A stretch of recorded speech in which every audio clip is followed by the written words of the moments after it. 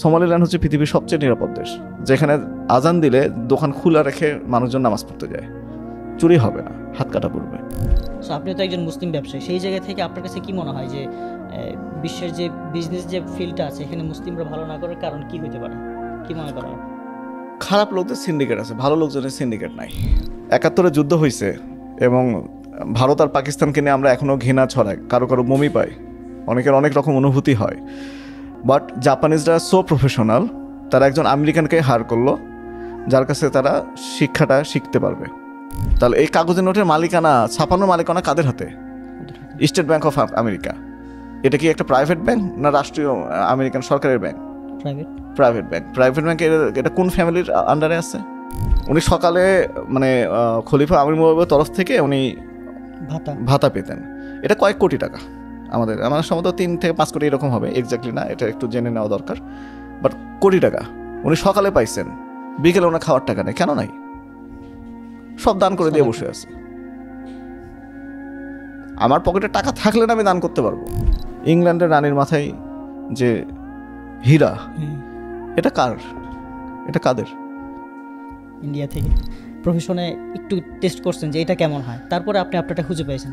So আমার প্রশ্ন ছিল হচ্ছে যে অ্যাভারেজ মানুষ যারা আছে, অ্যাভারেজ যারা স্টুডেন্ট আছে, ওরা আসলে কীভাবে খুঁজে পাবে? এই কোশ্চেনটা চ্যাট জিপিটিকে কেন আমরা করছি না? যে কোনো কিছু গুগলকে জিজ্ঞেস করলে তো আমরা অনেক অ্যান্সার পেয়ে যাই, তাই না?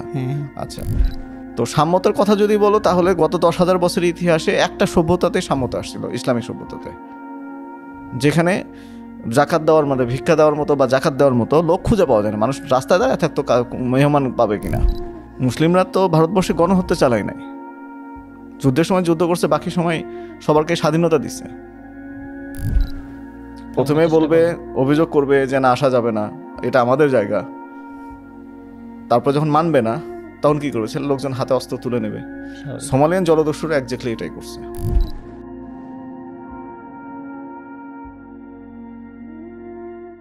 আসসালামু আলাইকুম ওয়া রাহমাতুল্লাহি ওয়া বারাকাতুহু। আমরা অনেক দিন পর পডসেভ ইউথের নতুন আরও একটি এপিসোডে উপস্থিত হয়েছি এবং আজকে আমাদের সাথে খুব ইন্টারেস্টিং এবং খুব ডিফারেন্ট একজন মানুষ আছে। এতদিনে অনেকেই তাকে চেনেন এবং খুব ভালো করেই চেনেন, আমাদের ফ্রেশি ফার্মের ফাউন্ডার মুজাহিদুল ইসলাম জাহিদ ভাই। ভাই কেমন আছেন? আলহামদুলিল্লাহ, অনেক ভালো। ভাই আমি তো আপনার একটা পরিচয় দিলাম, ফ্রেশি ফার্মের ফাউন্ডার। আমি যদি আপনাকে পার্সোনালি জিজ্ঞেস করি যে আপনি আসলে আপনার পরিচয় কি দিতে পছন্দ করেন, সেক্ষেত্রে আপনি কি বলবেন? আসলে নিয়ম ভাঙতে চাই। গতানুগতিক নিয়ম তো অনেকে একরকম আমরা চিন্তা করি, হ্যাঁ, যে নর্মাল লাইফ কি হবে, যে একটা মানুষ জন্মাবে, পড়াশোনা করবে, চাকরি নেবে, বাচ্চা উৎপাদন করবে, 60 বছর বয়সে মারা যাবে চাকরি করতে করতে।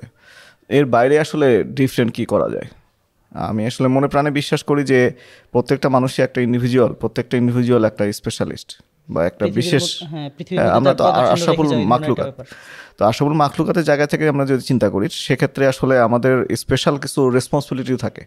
প্রত্যেকের আলাদা আলাদা কোয়ালিটি আছে, স্পেশাল কোয়ালিটি আছে। এটা যদি আমরা শুধু গতানুগতিক একটা ধারা, একটা বক্সের মধ্যে ফালায় দিই, তাহলে সেটা ঠিক হবে কিনা এটা একটা কোশ্চেন থেকে যায়। হ্যাঁ, কারণ এই ন্যারেটিভটা তৈরি করতেছে কারা, যে একটা মানুষের লাইফ কেমন হবে, পড়াশোনা করবে, সে ইয়ে করবে, এই ন্যারেটিভটা পুরোটাই হচ্ছে সেকুলার ধারণা থেকে আসা। আমরা সেকুলার একটা লাইফ সেট করে দিচ্ছে, ভোগবাদী একটা ধারণা ঢুকাই দিচ্ছে। এর বাইরে গিয়ে আমরা কি চিন্তা করতে পারি? মানুষের লাইফের আসলে জীবনের উদ্দেশ্যটা কি? একটা মানুষের প্রত্যেকের জীবনে আলাদা আলাদা উদ্দেশ্য থাকা উচিত, উদ্দেশ্য আছেও, সেই উদ্দেশ্যটা আমরা খুঁজে পাচ্ছি কিনা, সে অনুযায়ী আমরা কাজ করতে পারছি কিনা। তো এই জন্যই আসলে পুরো লাইফটা তো একটা জার্নি, আবিষ্কার করার ব্যাপার আর কি, নিজেকে আবিষ্কার করা, নিজের লক্ষ্য উদ্দেশ্য এগুলোকে আবিষ্কার করা। তো এটা আসলে আমরা কতটা করতে পারছি? ইসলামিক জীবনধারা থেকে যদি চিন্তা করি একরকম, আরেকটা দিক হচ্ছে আমাদের কিন্তু আসলে আধ্যাত্মিক দিক থেকে চিন্তা করলে আমাদের উপমহাদেশ কিন্তু অনেক উন্নত। সেটা 4-5 হাজার বছর ধরে আমরা বিভিন্ন রকম, আমাদের উপমহাদেশে কিন্তু শ্রীকৃষ্ণ আসছেন, তাই না? আমি একটু ভিন্ন ধারা থেকে চিন্তা করছি। ওনার তো অনেক সুনাম, এরপর অনেক কিছু ম্যানিপুলেশন করা হয়েছে, তারপর গৌতম বুদ্ধ আসছেন। হ্যাঁ, আমি কিছু বই এরকম পাইছি, এটা আসলে কতটুকু সত্য আমি জানি না, কারণ আমি নিজের চোখে দেখা হয় নাই, যে গৌতম বুদ্ধের সমাধিতে আরবিক লেখা আছে। সো উনি কি উপমহাদেশে পাঠানো আমাদের কোনো ইসলামিক নবী কিনা, ছিলেন কিনা? হ্যাঁ, ওনার অনেক কথাই কিন্তু অনেক সুন্দর, তাই না? পৃথিবীর সকল প্রাণী সুখী হোক, খুবই চমৎকার, আমার খুব প্রিয় একটা কথা এটা ত্রিপিটকে। তো এই যে ভালো জিনিসগুলো আমাদের আধ্যাত্মিক দিকে, আমরা পশ্চিমা বিশ্বের চাইতে আমরা যারা এদিকে আছি, আমাদের কিন্তু আধ্যাত্মিক দিকে আমরা অনেক ডেভেলপড, অনেক ডেভেলপ। সো আমাদেরকে নিজেকে চিনুন, জানুন, বা অ্যারিস্টটল বা সক্রেটিস যে কথা বলছেন, নো দাই সেলফ। সো এই জ্ঞানের কথাগুলো, জ্ঞানের যে সায়েন্স এবং বেসিক যে বিষয়গুলো, এই বিষয়গুলোতে আসলে আমরা আসলে কতটুকু নিজেকে জানতে পারছি, বুঝতে পারছি, সেই অনুযায়ী কাজ করতে পারছি, এই ব্যাপারে গুরুত্ব দেওয়াটা খুব ইম্পর্টেন্ট। আমি আসলে খুঁজতেছি, নিজেকে খুঁজতেছি এখনো। ওই যে আমি যেটা প্রথম বলছিলাম যে মানে নিজেকে কি বলে পরিচয় দেওয়া, সেক্ষেত্রে কি মানে এখন আবিষ্কারের মধ্যেই রয়ে গেছেন নাকি? জানি, আসলে খুঁজতেছি।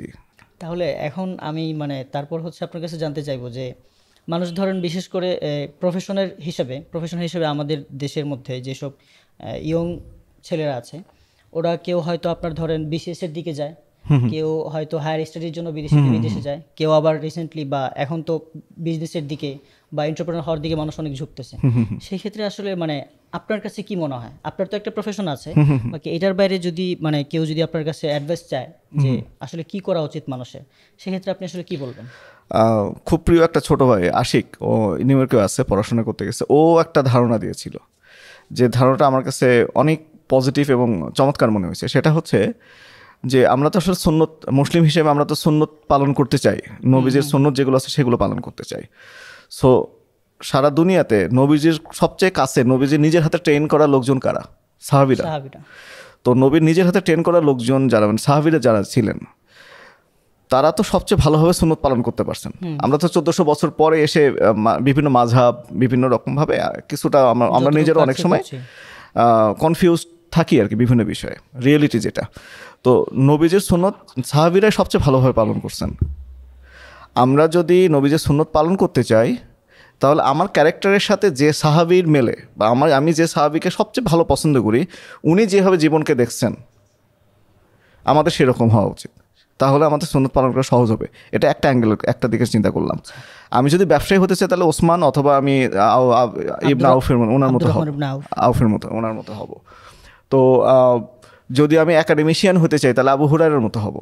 আমার সম্পদের পেছনে ছুটলে হবে না, আমার পেটে ভাত থাকবে না, বাট আমি পড়াশোনা নিয়ে পড়ে থাকবো। যদি ইঞ্জিনিয়ার হতে চাই, তাহলে আমরা খন্দকের যুদ্ধে যিনি খন্দক খোঁড়ার আবিষ্কার করছিলেন, এইরকম হব। আমরা যদি যোদ্ধা হতে চাই, তাহলে খালিদ বিন ওয়ালিদের মতো হব, তাই না? খালিদের মতো হব। সো আমাদের ক্যারেক্টারের সাথে যে সাহাবীর মেলে, যাকে আমাদের সবচেয়ে ভালো লাগে, উনি যেভাবে চিন্তা করতেন, উনি যেভাবে করতেন, তাহলে আমাদের জন্য ব্যাপারটা ইজি হয়ে আসবে।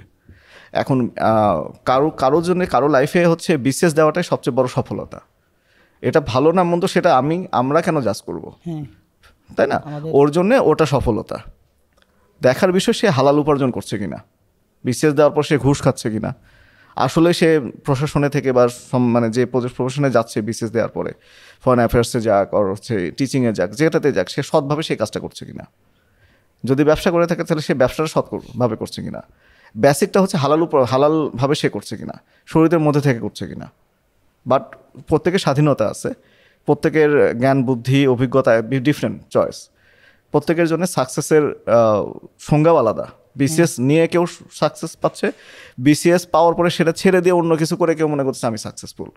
So man to man vary করবে, আলাদা করে যার যে ক্যারেক্টার, যার যেটা, বাট বেসিক যেটা, ওখান থেকে সরা যাবে না, হালাল উপার্জন। আমাদের অনেক সময় যেটা দেখা যায় যে এই যে এখন কিছুটা বিজনেসের প্রতি মানুষকে একটু পুশ করার মতো একটা ট্রেন্ড চলতেছে। সো এই যে একটা সময় হচ্ছিল যে তখন হচ্ছে মানে যে বিসিএস হবে সেই হচ্ছে সফল, এই ধরনের ট্রেন্ড চলতে থাকে। সো ডিফারেন্ট টাইমে হচ্ছে যে মানুষজন একটা দিকে ছুটতে থাকে, ফলে দেখা যায় যে একটা ইমব্যালেন্স চলে আসে। সো আপনার যে অ্যাপ্রোচটার কথা বললেন যে ওই যে সাহাবীদের ক্ষেত্রে যেটা হয়, সো সেই ক্ষেত্রে দেখে এরপরে মানে যে যেদিকে যাবে প্রত্যেকের জায়গায় হচ্ছে যেন জাস্ট এই জিনিসটা একটু ঠিক রাখে। এখানে আরেকটা ব্যাপার খুব ইম্পর্টেন্ট, সেটা হচ্ছে জাপানিজরা এটা ফলো করছিল দ্বিতীয় বিশ্বযুদ্ধের পরে। সেটা হচ্ছে ওরা দুটা রুলস ফলো করতো। জাপানে যখন হিরোশিমা এবং নাগাসাকিতে বোমা পড়লো, এরপরে কিন্তু জাপানের অর্থনীতি প্রায় ধ্বংস হয়ে গেল। এবং এরপরে কিন্তু যুদ্ধে হারিয়ে যাওয়ার কারণে অনেক জাপানিজ সৈন্য, জাপানিজ নাগরিক কিন্তু হারিকিরি করছে।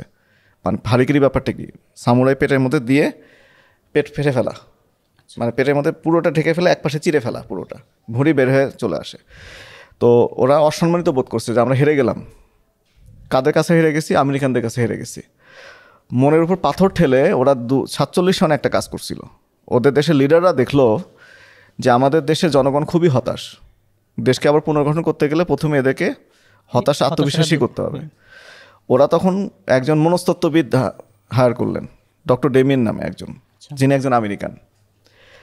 71-এ যুদ্ধ হয়েছে এবং ভারত আর পাকিস্তানকে নিয়ে আমরা এখনও ঘৃণা ছড়াই, কারো কারো বমি পাই, অনেকের অনেক রকম অনুভূতি হয়। বাট জাপানিজরা সো প্রফেশনাল, তারা একজন আমেরিকানকে হায়ার করলো যার কাছে তারা শিক্ষাটা শিখতে পারবে। ডক্টর ডেমিয়েন 2 বছর গবেষণা করার পরে 2টা রুলস দিছিলেন। এই 2টা রুলসের উপরে পরবর্তী 30 থেকে 40 বছরে জাপানিজরা আবার অর্থনৈতিকভাবে সুপার পাওয়ার হয়। নাম্বার 1 রুলস ছিল, যেটা ন্যাচারালি আমরা দেখি, সেটা হচ্ছে একটা প্রোডাক্টের যদি আমার প্রোডাকশন বাড়াই তাহলে প্রোডাকশন কস্ট কমে আসে। অর্থাৎ রুলস হচ্ছে, আমি যদি 1 লাখ পিস মোবাইল তৈরি করি তাহলে প্রতি পিসের মোবাইলে এত $100 পড়ে, কিন্তু 1 পিস যদি ওই মোবাইলে যদি 1 পিস বানাই তাহলে ওটার দাম হয়তো $1 লাখ পড়ে যায়। তো এখানে উনি বললেন যে এই রুলসটা পুরাতন রুলস, এটা আর চলবে না। নতুন রুলস হচ্ছে আমরা 1 লাখ পিস না বানায় 1 পিস বানাবো, $1 লাখ দিয়ে কেনার লোক আছে যদি সেটা কোয়ালিটি বেস্ট হয়। তাহলে প্রথম রুলস হচ্ছে কোয়ালিটি বাড়াতে হবে। সেকেন্ড রুলস হচ্ছে কোয়ালিটি কীভাবে বাড়ানো যায়, সেটা হচ্ছে যে কাজটা করে, যে লোকটা সেলসম্যান, সে প্রতিদিন আগের দিনের তুলনায় 1 সেন্টিমিটার পরিমাণ ভালো হলেও ভালোভাবে সেলস করবে।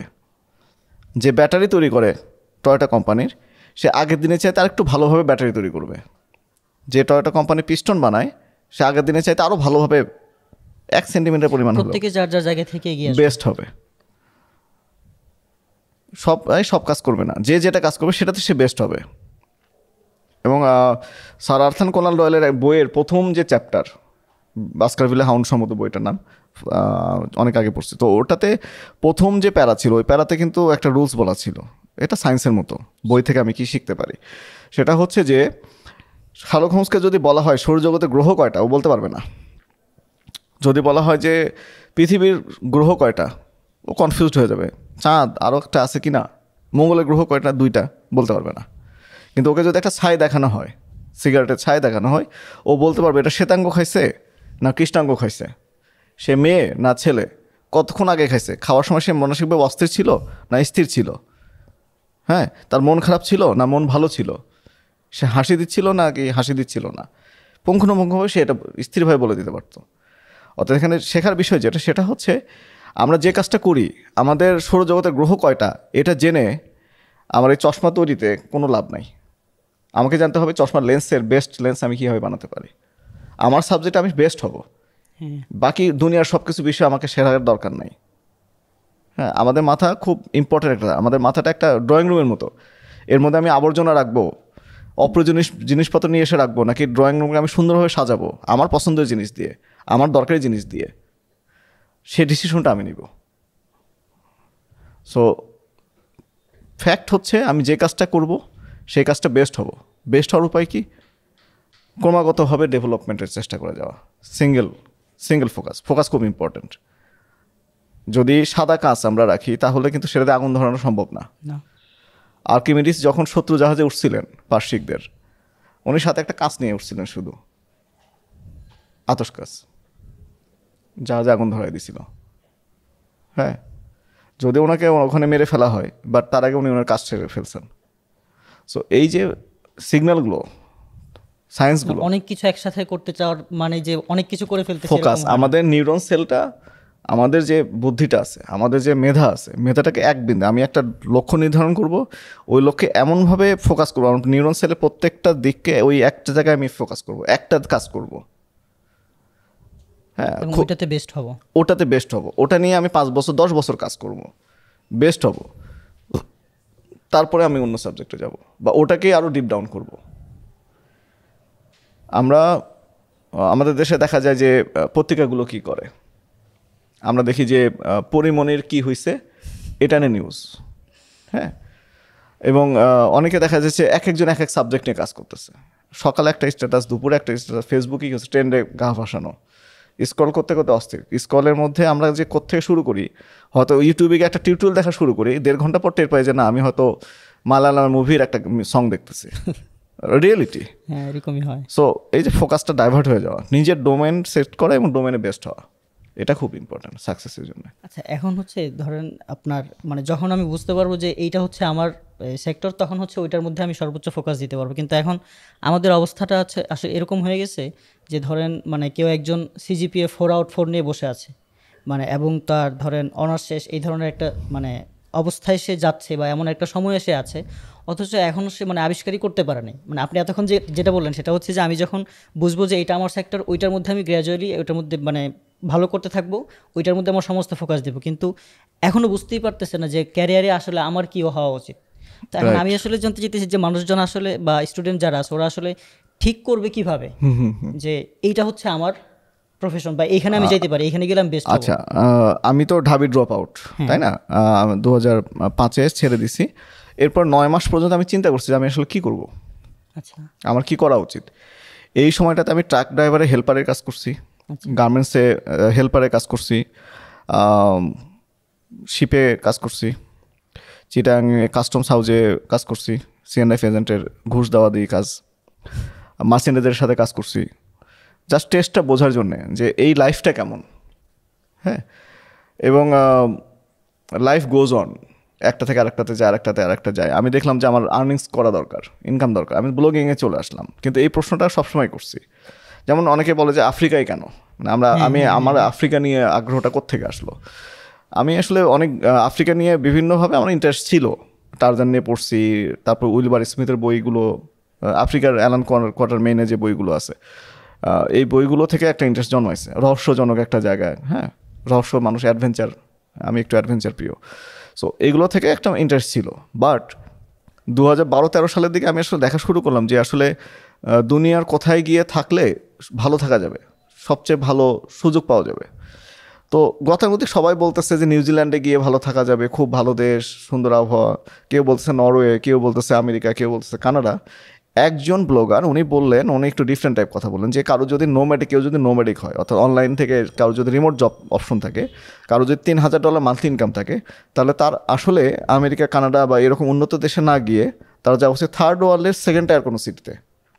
অর্থাৎ যার $3,000 ইনকাম, দ্যাট মিনস 3.5 লাখ টাকা ইনকাম, সে যদি ময়মনসিংহে গিয়ে থাকে, অথবা খুলনাতে গিয়ে বসবাস করে, অথবা চিটাগাঙে গিয়ে বসবাস করে, এবং সে তাহলে বাড়ি ভাড়া 40-50 হাজার টাকা দিলে তাহলে ওই এলাকার, ওই জেলার সেকেন্ড টায়ার, ঢাকা না সেকেন্ড টায়ার, তাহলে ওই এলাকার সবচেয়ে সেরা বাড়িতে সে থাকতে পারবে, ওইখানকার সবচেয়ে ভালো রেস্টুরেন্টে থাকতে পারবে। এখন আমেরিকাতে সেম লাইফ লিড করতে গেলে তো অনেক বেশি টাকা লাগতেছে, তার অনেক বেশি টাকা ইনকামের প্রেশারও তো সে অনেক বেশিই হবে।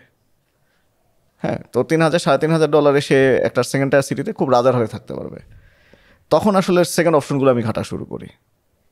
আচ্ছা, দেন আরও অনেকগুলো লজিক আছে একটার সাথে একটা, যে 50-70 বছর পরে কোন দেশগুলো সবচেয়ে উন্নত হবে, কোথায় বিজনেস অপরচুনিটি সবচেয়ে ভালো হবে, কোথায় আমাদের সাথে কালচারটা কিছুটা মেলে।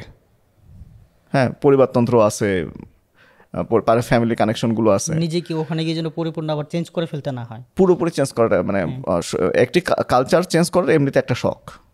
হ্যাঁ, যেমন উগান্ডার মাটি, পানি, বাতাস কোনো কিছু আমার না। আচ্ছা, হ্যাঁ, আমি উত্তরবঙ্গের মানুষ, আমি যখন পাহাড়ে যাই আমার মনে হয় যে এই যে বালি মাটি বা ঝিরির ছড়া ভালো লাগতেছে, কিন্তু এগুলো আমার না। ওখানকার মানুষের কথার টোন আমার না। আমি কোথায় সবচেয়ে কমফোর্ট ফিল করবো? বগুড়ায়, আমার জন্মস্থানে। বাট এরপরেও যদি চিন্তা করি কোথায় আমার সেট করা যাচ্ছে, উরুগুয়েতেও কিন্তু সস্তায় জমি পাওয়া যায়, খুবই উর্বর। আর্জেন্টিনায় আফ্রিকার চাইতেও সস্তায় জমি পাওয়া যায়, এবং গরু উৎপাদনে আর্জেন্টিনা সারা দুনিয়ার মধ্যে সবচেয়ে সেরা। সো গরু নিয়ে যদি কাজ করে তাহলে আর্জেন্টিনা যাওয়া দরকার, কিন্তু আর্জেন্টিনার কালচার তো আমার না। হ্যাঁ, আর্জেন্টিনা গেলে আমার মানে মেয়েরা তো আমার থাকবে না, যখনই তারা মানে অ্যাডাল্ট হবে তখনই সে অন্যের হয়ে যাবে। হ্যাঁ, তো অনেকগুলো প্যারামিটার সেট করতে হচ্ছে। সব মিলে আমার কাছে মনে হয়েছে আফ্রিকাটা বেস্ট হবে আমাদের জন্য, ফিউচার, বিজনেস সব কিছু মিলান, তারপরে জেনারেশন।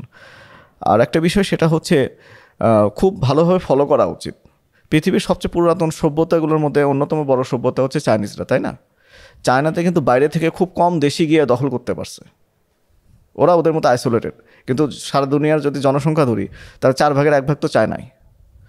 এত বড় একটা জায়গা, এত বড় একটা জাতি, যারা অনেক দিন ধরে আর অনেক বেশি উন্নত, তারা কি ভুল সিদ্ধান্ত নেবে? তাহলে চাইনিজদের সবচেয়ে বেশি ইনভেস্টমেন্ট কোথায়? ওরা তো, আমার তো নলেজ, এই যে আমি কিছু পড়ছি, আমার নলেজটাও সীমিত, তাই না? কিন্তু ওরা তো অনেক অ্যানালাইসিস করে অনেক কিছু করে তারপর সিদ্ধান্ত নিছে। ইউরোপিয়ানরা বলতেছে যে আফ্রিকায় যেও না, হ্যাঁ নিরাপত্তা নাই, এ নাই। মিডিয়া তো আমাদেরকে এটাই শেখাচ্ছে, তাই না?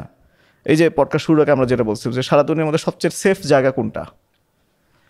72 বছর বয়সী একজন এক্স ক্যাপ্টেন, যিনি জাতিসংঘে 25-26 বছর জব করছেন, পৃথিবীর মোটামুটি সব দেশেই কাজ করছেন, তার মতে সোমালিল্যান্ড হচ্ছে পৃথিবীর সবচেয়ে নিরাপদ দেশ, যেখানে আজান দিলে দোকান খোলা রেখে মানুষজন নামাজ পড়তে যায়, চুরি হবে না, হাত কাটা পড়বে। উনার মতো অভিজ্ঞ মানুষ, তিনি বলতেছে সোমালিল্যান্ড সবচেয়ে নিরাপদ দেশ। আর মিডিয়া কি বলতেছে? আফ্রিকা যেও না, আফ্রিকা নিরাপদ না। ওরা বলতেছে এটা, কিন্তু করতেছে এটা কি? ওরা নিজেরা ওখানে গিয়ে বিজনেস করতেছে, ওখানেই গিয়ে সব নিচ্ছে। তার মানে এটা হিপোক্রেসি। সম্পদ আছে, রিসোর্স সম্পদ সব ওখানে, অন্যরা যেন না যায়, ওরা যেন নিশ্চিন্তে নিয়ে যেতে পারে, এই জন্য মিডিয়া প্রচার করতেছে এইটা।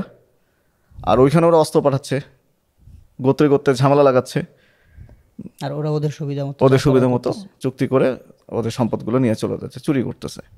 ইংল্যান্ডের রানীর মাথায় যে হীরা, এটা কার? এটা কাদের? ইন্ডিয়া থেকে কোহিনুর, চোরের সর্দার। তো এই তো বলার সময় বলবে এটা। হ্যাঁ, পৃথিবীর সবচেয়ে অসভ্য জাত কারা? সবচেয়ে অসভ্যতম সভ্যতার মধ্যে কারা করতেছে? তারা সভ্যতার ধারক বাহক হয়ে বসে আছে। সো আমরা আমাদের মানে নিজের জ্ঞান বুদ্ধি কেন প্রয়োগ করব না? নিজেদের মতো করে চিন্তা করব না কেন? তো আপনি তো হচ্ছে যে একটু অ্যাডভেঞ্চারাস মানুষ, বা সব কিছু এক্সপ্লোর করে ডিফারেন্ট প্রফেশনে একটু টেস্ট করছেন যে এটা কেমন হয়, তারপরে আপনি আপনারটা খুঁজে পেয়েছেন। সো আমার প্রশ্ন ছিল হচ্ছে যে অ্যাভারেজ মানুষ যারা আছে, বা অ্যাভারেজ যারা স্টুডেন্ট আছে, ওরা আসলে কীভাবে খুঁজে পাবে?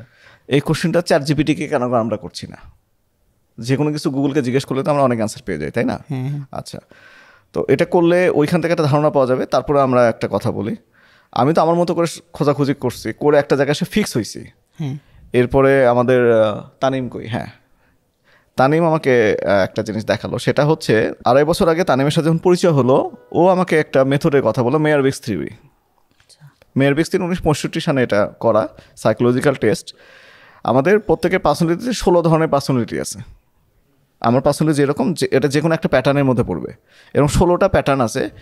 প্রত্যেকটা মানুষ, প্রত্যেকটা ইন্ডিভিজুয়াল এরকম 16টা প্যাটার্নের মধ্যেই পড়ে। এটা আমি কোন টাইপের মানুষ, আমি উকিল হলে ভালো করব, না জজ হলে ভালো করব, না অ্যাকাউন্টেন্ট হলে ভালো করব, না ডাক্তার হলে ভালো করব, না ভূগোলবিদ হলে ভালো করব, নাকি বিজনেসম্যান হলে ভালো করব, নাকি স্বর্ণকার হলে ভালো করব, নাকি চিত্রশিল্পী হলে ভালো করব, এটা ওই প্যাটার্ন থেকে খুঁজে বের করা যায়। অনলাইনে ফ্রি টেস্ট পরীক্ষা দেওয়া যায়, 16 পার্সোনালিটি টেস্ট। এই কথা লিখে সার্চ দিলে কিছু অনলাইন এক্সাম দেওয়া যায়, কোনোটা পেইড, ফ্রিও আছে। ফ্রি টেস্ট দেওয়ার পরে 4টা ডিজিটের একটা সংখ্যা দেবে ওরা, যে একজন সে ইমোশনাল না লজিক্যাল, সে লং সাইটেড না শর্ট সাইটেড, এরকম চারটা সংখ্যার কম্বিনেশন করে 16টা প্যাটার্ন আসবে। আমি কোন প্যাটার্নে, ওই মানে ওই পরীক্ষাটা দিলে, এক্সামটা দিলে ওই প্যাটার্নটা খুঁজে বের করা যায়। এখন প্যাটার্ন আসলে হচ্ছে ধরো ইএনএফপি লিখে গুগলে সার্চ দেওয়া যায় যে এই ইএনএফপির জন্য বেস্ট জব কোনটা, বেস্ট ক্যারিয়ার কোনটা, জব না বেস্ট ক্যারিয়ার কোনটা, ও 3-4টা সাজেশন দেবে, এর মধ্যে থেকে আমি বেছে নিব। তাহলে আমার ক্যারেক্টারটা কেমন, আমার পার্সোনালিটি কোনটার সাথে ম্যাচ করবে, কোনটাতে আমি সবচেয়ে ভালো করব, হ্যাঁ ওইটা খুব সহজে চুজ করতে, ওইটা ওখান থেকে খুব সহজে একটা খুব সায়েন্টিফিক ওয়েতে বের করে ফেলা যায়। এটার জন্য থার্ড পার্টি অনেকের কাছে পরামর্শ করতে যাওয়া এটা দরকার নাই। আরেকজন আমাকে ভালো চেনে না, আমাকে সবচেয়ে নিজে ভালো চিনি। সো ওই কোশ্চেনগুলো সিরিয়াসলি অ্যান্সার দিলে, যেমন আমি প্রথমবার যখন পরীক্ষা দিলাম কিছু কোয়ালিটি পেলাম এই যে এটাতেই। এরপরে আমরা 2-2.5 দিন ধরে চিন্তা ভাবনা করে আমি পরীক্ষা দিলাম, দেওয়ার পরে আমার ক্যারেক্টার যেটা বেরোলো, ফরচুনেটলি আমি সেই কাজটাই এখন করতেছি, মানে মিলে গেছে, ওইটা 100% মিলে গেছে।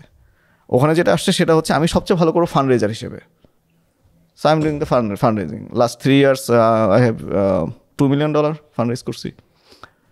এখন $15 million ফান্ডরেজের টার্গেট নিচ্ছি। এরপরে টার্গেটটা না বলি 5 বছর পর মানুষ হাসবে। অলরেডি অনেকে পজিটিভ নেগেটিভ থাকে, অনেকে হাসাহাসি শুরু করছে। সো তারাও হাসতেছে, আমিও হাসতেছি। আচ্ছা, আল্লাহ ইজ দ্য বেস্ট প্ল্যানার। এই ধরনের মনে একটা ইয়ে আছে যে ধরেন আপনি এই যে এখন বললেন যে আমি মানে নেক্সট আমার টার্গেটটা কি, ওইটা যদি বলি তাহলে মানুষজন হাসবে। রাইট। এই ধরনের আপনি যখন থেকে এখন যেই প্রফেশনে আছেন এটা শুরু করছেন এবং মানুষজনকে বলছেন যে আমি এটা করব, এবং মানুষজন হাসছে, বাট আপনি এখন পর্যন্ত মানে এগুলো করে দেখাইছেন যে মানে আল্লাহ তাআলার ইসে করে ফেলছেন, এরকম কি কি আছে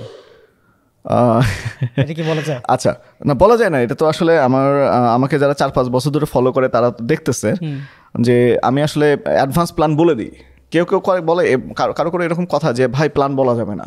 আচ্ছা, হ্যাঁ, কেউ কেউ মনে মনে প্ল্যান করে, কাজ করে, তারপর প্রমাণ করে দেখা যায় আমি এটা প্ল্যান করছিলাম। বাট আমি যেটা করি সেটা হচ্ছে আমি আগেই বলে দিই আমি এটা করতে চাই। হ্যাঁ, যেমন 2 বছর বা 3 বছর বা 4 বছর আগের পোস্ট দেখলে দেখা যাবে যে আমি ওখানে বলছি যে আমি আফ্রিকায় গিয়ে 5,000 একর জমি নিয়ে 20,000 গরু পালতে চাই। সো অলরেডি আমরা 5,000 একর জমি নিয়ে ফেলছি। আমরা উগান্ডাতে ব্যবসা করব, কিসে ব্যবসা করবো সেসব নিয়ে কথা বলছি, কীভাবে করবো সেগুলো নিয়ে অনেক অনেক অ্যানালাইসিস, অনেক পোস্ট, অনেক স্বপ্ন শেয়ার করছি আমি। এবং আমি টাইমলাইন সহজ বলছি যে আমি এত সালে এত কিছু করব, এই সালে এটা করতে চাই। এবং ফর্চুনেটলি আল্লাহর রহমতে সেগুলো তো অনেকগুলো আমি অ্যাচিভ করে ফেলছি। সামনের প্ল্যান যেগুলো আছে সেগুলো এখন তো চেষ্টা থাকবে, মিলবে কি মিলবে না সেটা আসলে পরে বলা যাবে, এখন আসলে এভাবে বলা যাবে না। ইনশাল্লাহ আমাদের তো চেষ্টা থাকবে। আচ্ছা ভাই, এই যে ধরেন আমরা তো একটা হচ্ছে আপনার পার্সোনাল জার্নি শেয়ার করছেন যে কীভাবে আপনি আপনার মানে কারেক্ট এখন পর্যন্ত যেটা দেখতেছি কারেক্ট প্রফেশনটা চুজ করছেন, এবং 16 পার্সোনালিটির ইয়াটাও বললেন, টেস্টের কথাও বললেন। টেস্ট করার পরে এখন একটার মধ্যে এসে থিত হয়েছেন, তাই না? তো মানে এটার মধ্যে কি এমন কি পাইছেন যেটা ধরেন অন্যগুলোর মধ্যে নাই, মানে অন্যগুলোর মধ্যে আপনি পাইতেন না বাট এখানে পাইছেন এবং এই কারণে চলে আসছেন? এটা আর একটা ইন্টারেস্টিং, সেটা হচ্ছে আমি যখন আইটিতে গেলাম, ব্লগিং টুইং এগুলো শুরু করলাম, ওইখানে আমার একটা ভুল ছিল, যেটা হচ্ছে ফোকাসের কথা যেটা বললাম, যে একটা সাবজেক্টে ইয়ে করা, এটা লাইফ লেসন। সেটা হচ্ছে আমি যদি আইটিতে অনেক বেশি সাকসেস পেতাম তাহলে তো এদিকে আসার চান্স পেতাম না। না, আমি আইটিতে 15 বছর 16 বছর কাজ করার পরে মোটামুটি আকারে ব্যর্থ। হ্যাঁ, আমার যদি আইটি থেকে 15,000 20,000 ডলার মান্থলি ইনকাম থাকতো তাহলে অন্য কিছু ভাবার মতো অপশনই থাকতো না। This is reality, right? আচ্ছা, তার মানে আমি আইটিতে যে আমি কাজ পারি না তা না, আমি গ্রাফিক্স ডিজাইন পারি, আমি ওয়েবসাইট ফ্রন্ট এন্ড ডিজাইন এগুলো পারি, অ্যাফিলিয়েশন পারি, এসইও পারি, এগুলো সবগুলো থেকে আমি সাকসেসফুলি আর্ন করছি। কিন্তু প্রবলেম যেটা হয়েছে, আমার মিস্টেক, এই একই মিস্টেক যেন অন্য কেউ না করে, সেটা হচ্ছে আমি 4-5টা কাজে, সবগুলো কাজে এটা এটা এটা এটা টেস্ট করছি। অথচ আমি যদি 2007 যখন আমি ব্লগিং শুরু করছি অ্যাডসেন্স, যদি অ্যাডসেন্স হারাম আমি সেটা পরে জানতে পারছি, বাট যখন শুরু করছি তখন থেকে যদি ওইটাই এখন পর্যন্ত কন্টিনিউ থাকতাম তাহলে মাসে $30,000 $40,000 ইনকাম করা অনেকের মতোই আমার হতো অবস্থা, তাই না? আচ্ছা, বাট আমার আসলে চেঞ্জ আসছে। আমি যখন সাকসেস পেলাম না তখন আসলে একটা ডিপ্রেশনের মধ্যে পড়লাম। ডিপ্রেশনের সময় আমি প্রচুর পড়াশোনা করছি, হুদায় বসে থাকি নাই, না বাইরে আড্ডা দিছি, দিনে 13-14 ঘন্টা পড়াশোনা করছি, এটা কাজে দিছে। হ্যাঁ, হার্ড ওয়ার্ক অলওয়েজ পেস। হ্যাঁ, কঠিন পরিশ্রম সবসময় আপনাকে একটা ভালো রেজাল্ট দেবেই, আশা দেয়। হ্যাঁ, এবং জ্ঞান কখনো বৃথা যায় না। সো ওইখান থেকে আসলে আমি আবার চিন্তা করলাম যে আইটি প্লাস আমি যদি এগ্রিকালচার দুটো ব্লেন্ড করি তাহলে একটা ভালো রেজাল্ট আসতে পারে। তো আমি যেটা চিন্তা করলাম সেটা হচ্ছে যে আইটি নলেজ যেহেতু আছে, এটা তো আমার একটা নেগেটিভ পয়েন্ট যে আমি সাকসেস পাই নাই কিন্তু অনেকগুলো কাজ জানি, এইটা একটা পাওয়ার হিসেবে ধরে নিই, এটার সাথে আর কি ব্লেন্ড করা যায়। আমি সেটা কাজ শুরু করলাম যে আইটির সাথে কোনটা কোনটা কাজে লাগানো যায়। তো এখানে আমি চিন্তা করলাম যে আমি যদি গ্রামে যাই এবং লাইফে যদি ভিন্নভাবে চিন্তা করা শুরু করি এবং 10 বছর একটা সাবজেক্ট নিয়ে কাজ করি তাহলে ডেভেলপমেন্ট সম্ভব। আমার আসলে বারবার জাম্পিং করা, যেটা এটা থেকে এটা এটা এটা এটা করা যাবে না, একটা জায়গায় থাকতে হবে। তখন গ্রামে যাওয়ার প্ল্যান করলাম, প্লাস হচ্ছে আফ্রিকা যাওয়ার প্ল্যান করলাম। কিন্তু আফ্রিকা যাওয়ার জন্য যখন প্ল্যান করলাম এবং আফ্রিকা গেলে এগ্রিকালচার করা যাবে, সেখানে খুব ভালো অপরচুনিটি আছে, এই অপরচুনিটিগুলো বোঝার পরে আমি গ্রামে চলে গেলাম। কারণটা হচ্ছে যে আমি যেহেতু এগ্রিকালচার জানি না, আমাকে জানতে হবে, শিখতে হবে। সো আমি বগুড়া চলে গেলাম 2014 আগস্টের 29 তারিখে। এরপরে 4-5 বছর ওখানে ধান চাষ, সবজি এগুলো চাষ টুকটাক করলাম, সাথে আমার ফ্রিল্যান্সিং বা এইদিকে যে এটা কাজ ছিল এগুলো করতেছিলাম। প্লাস হচ্ছে 2016 সালে আমি ক্রাউড ফান্ডিংয়ের আইডিয়াগুলো পাই যে ক্রাউড ফান্ডিং করা যায়, বাট আনফর্চুনেটলি বাংলাদেশ থেকে যে ক্রাউড ফান্ডিংয়ের যে প্ল্যাটফর্মগুলো আছে আমেরিকান, কিকস্টার্টার, গোফান্ডমি বা এই ধরনের যেগুলো আছে, এগুলোতে আসলে বাংলাদেশ থেকে অ্যালাউ না, বাংলাদেশকে অ্যালাউ করে না ওরা। সো আমি দেখলাম যে ওদের ওখানে আমি কোনোভাবে আমার প্রজেক্ট আপলোড করতে পারছি না। সো এই প্ল্যানটা মডিফাই হতে হতে আমি 2000 মানে করোনার আগে একটা প্ল্যান মাথায় আসলো যে আমি নিজেই করতে পারি আমার মতো করে। এবং আমি ছোটোবেলায় রচনা লেখায় প্রচুর প্রাইজ পাইছি আর কি, স্কুল পর্যায়ে 2 বছরে 57, 58, 59 এরকম প্রাইজ পাইছি। জেলা পর্যায়ে প্রচুর প্রাইজ পাইছি। তো আমার গড গিফটেড একটা বলতে পারি, ট্যালেন্ট বলতে পারি, সেটা হচ্ছে আমি ভালো রচনা লিখতাম, আর্টিকেল লিখতে পারতাম। সো আমি চিন্তা করলাম আমি যে সিঙ্গেল ফোকাস করি, ফোকাসটা এক জায়গায় করি, এগ্রিকালচার রিলেটেড আমি আর্টিকেল লেখা শুরু করলাম ফেসবুকে। ওখান থেকে কিছু পরিচিতি আসলো, এবং সাথে সাথে আমি যে পরীক্ষাগুলো করতেছিলাম, ছাগল পালা, তারপরে সবজি করা, এগুলো নিয়ে কেস স্টাডিগুলো লেখা শুরু করলাম। দেখলাম যে মানুষ পছন্দ করতেছে। সো ওইখানে জোর দিলাম আসলে পরবর্তীতে, যে রাইটিং স্কিল, এটার দিকে মনোযোগ দেওয়া, অথরিটি ক্রিয়েট করা। দেন যখন আমি ক্রাউড ফান্ডিং করতে চাইলাম, অবিশ্বাস্যভাবে কয়েকজন টাকা দিয়ে ফেললো। অবিশ্বাস্য বলবো আর কি, কারণ আমিও আসলে কনফিউজ ছিলাম। বাট এটা করতে গিয়ে আমাকে 2014 থেকে 7 বছর এটার পিছনে লেগে থাকতে হয়েছে। যখন আল্লাহ আমাকে যোগ্য মনে করছেন তখন উনি হেল্পটা পাঠিয়ে দিয়েছেন। তারপর থেকে তো আল্লাহ রহমতের মধ্যেই আছি, যখন যেটা প্রয়োজন হচ্ছে আল্লাহ নিজে থেকে আমাকে পাঠিয়ে দিতেছেন। এখন আমি যদি আপনাকে মানে সামারি করতে বলি যে অন্য প্রফেশন বাদে এইখানে আপনি কি পাইছেন, মানে এটা তো হচ্ছে অনেকটা ধরেন একটু প্রসেসের মতো বলছেন যে এইভাবে হয়েছে, অন্যগুলো পাইতেন না, এটার মধ্যে স্থির হয়েছেন এবং এখান থেকে পাইছেন, সেটা আসলে কি বলবেন? এটা আসলে আমি বলবো যে আমার নানার কারণে সম্ভবত। হ্যাঁ, আমার নানা খুব ভালো কৃষক ছিলেন। উনি ভালো মাছ ধরতে পারতেন। উনি একজন ভালো হোমিওপ্যাথি চিকিৎসক ছিলেন, ফ্রি ট্রিটমেন্ট করতেন, মসজিদের ইমামও ছিলেন, ইংরেজিতে লেকচারও দিতে পারতেন, আবার কামলাদের মতো ধান লাগাতেও পারতেন, জালও বুনতে পারতেন। আবার আমার নানির চাইতে আমার নানার রান্না ভালো, মানে অল স্কোয়ার, একদম অসাধারণ একজন মানুষ। সম্ভবত আমি নানাকে দিয়ে ইন্সপায়ার্ড। হ্যাঁ, তো আমার মনে হয়েছে যে আমি ক্লাস 4 থাকতে ঠিক করছিলাম যে আমার নানার মতো হইতে হবে। আমার দাদা অলস মানুষ ছিলেন, প্রচুর সমাজের জন্য অনেক কাজ করে বেড়াইছেন, স্কুল করছেন, কলেজ করছেন, বাট নিজে যে মানে অল স্কোয়ার, সেটা হচ্ছে আমার নানা। তো আমার মনে হয়েছে যে নানার মতো একটা লাইফ হলে ভালোই হয়। হ্যাঁ, অনেক সম্মান। আমার নানার যে যখন নানা মারা গেলেন তখন, এটা আমি আমার লাইফে কখনো দেখি নাই, হিন্দু পাড়া থেকে 400-500 জন লোক জানাজার সময় এসে দাঁড়াইছিলেন। কী কারণে?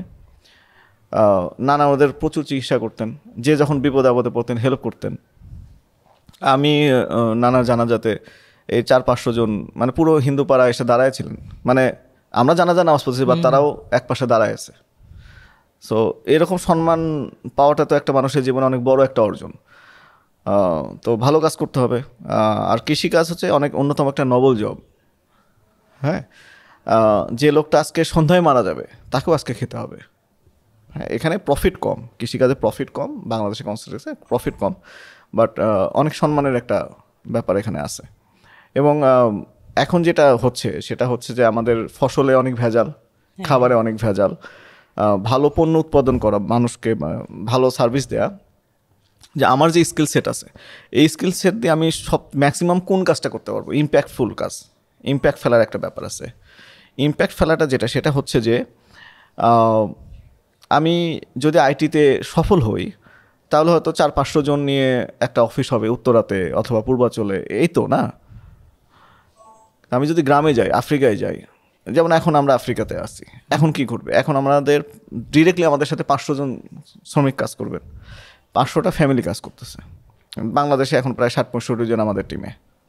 হ্যাঁ, এবং 500টা ফ্যামিলি শুধু না, এত বড় একটা প্রজেক্টে এর সাথে আনুষঙ্গিক আরও অনেকগুলো যে সাপ্লাই চেনে আরও মানুষ অ্যাড হবে। সেক্ষেত্রে আমি এখানে একজন প্রোগ্রামারকে যদি আমি 50,000 টাকা স্যালারি দিই, আর আফ্রিকা থেকে যে মানুষটা খাবার পাচ্ছে না, যে ফ্যামিলি খাবার পাচ্ছে না, তাকে $50 স্যালারি দেয়, ইম্প্যাক্ট কোথায় বেশি পড়বে? ওখানে নিশ্চয়ই। সো ইম্প্যাক্টফুল কাজ করা আমাদের আসলে ক্যারিয়ার চুজ করার ক্ষেত্রে এটা একটু বিবেচনায় রাখা দরকার। আমরা প্রথমে যখন আলোচনায় ছিলাম যে কোন কাজটা করলে আমি মানুষকে সার্ভিস দিতে পারবো, সমাজের জন্য সার্ভিস দিতে পারবো, সমাজকে রিটার্ন করতে পারবো। হ্যাঁ, এটা বিবেচনা রাখা দরকার। কোন কাজটা সৎকায় জারিয়া হচ্ছে, এটা হলে আরও ভালো। আমরা যে এলাকায় যাচ্ছি ওই এলাকায় মাইলের পর মাইল ফাঁকা এলাকা, লোকজন কৃষি কাজ করা জানে না। পাশের যে এলাকা আছে ওই এলাকার লোকজনের মেইন পেশাই হতেছে গরু, খাবার পায় না, খরার সময় খাবার না পায়, না খেয়ে মারা যায় এরকম। কিন্তু ওদেরকে যদি আমি পেঁপে চাষ করা শেখাই, খরাপ্রবণ এলাকা, ওখানে যদি সাইট্রাস চাষ করা শেখায়, তারপর আমি মারা যাই, এরপর ওরা যদি সাইট্রাস চাষ করে ওই এলাকার যদি একটা ডেভেলপমেন্টে আমি অবদান রেখে মারা যাই, তাহলে ওটার তো ফলাফল আমি পেতে থাকবো। মানে এখানে একটা ডিরেক্ট ইমপ্যাক্ট ফেলা যেতেছে, প্রচুর ইম্প্যাক্ট ফেলার সুযোগ আছে। তো ইম্প্যাক্ট আমি কোথায় ফেলতে পারবো, ম্যাক্সিমাম ইম্প্যাক্ট কোথায় ফেলতে পারবো? আমার ক্যারেক্টার, আমার কোয়ালিটি দিয়ে। কৃষিতে। এবং এই এই ইম্প্যাক্টটা কিন্তু আমি আমেরিকা অথবা ইটালিতে গিয়ে ফেলতে পারতেছি না। আর্নিংস বেশি হবে কিন্তু আফ্রিকার তুলনায় ইটালিতে গিয়ে যদি আমি এই কৃষিকাজ করি, তাহলে একর প্রতি বা রিটার্ন অফ ইনভেস্টমেন্ট হিসাব করলে বেশি প্রফিট আসবে, সম্ভাবনা বেশি দেখা যায়। ইম্প্যাক্ট ফেলা যেটা, ইটালিতে তো একটা লোক না খেয়ে নাই, সরকার দাবি। সো আমি যেখানে গরিব মানুষ, যেখানে আমার ইম্প্যাক্ট আমি বেশি ফেলতে পারবো, সেখানে চুজ করা বেটার আমার জন্য।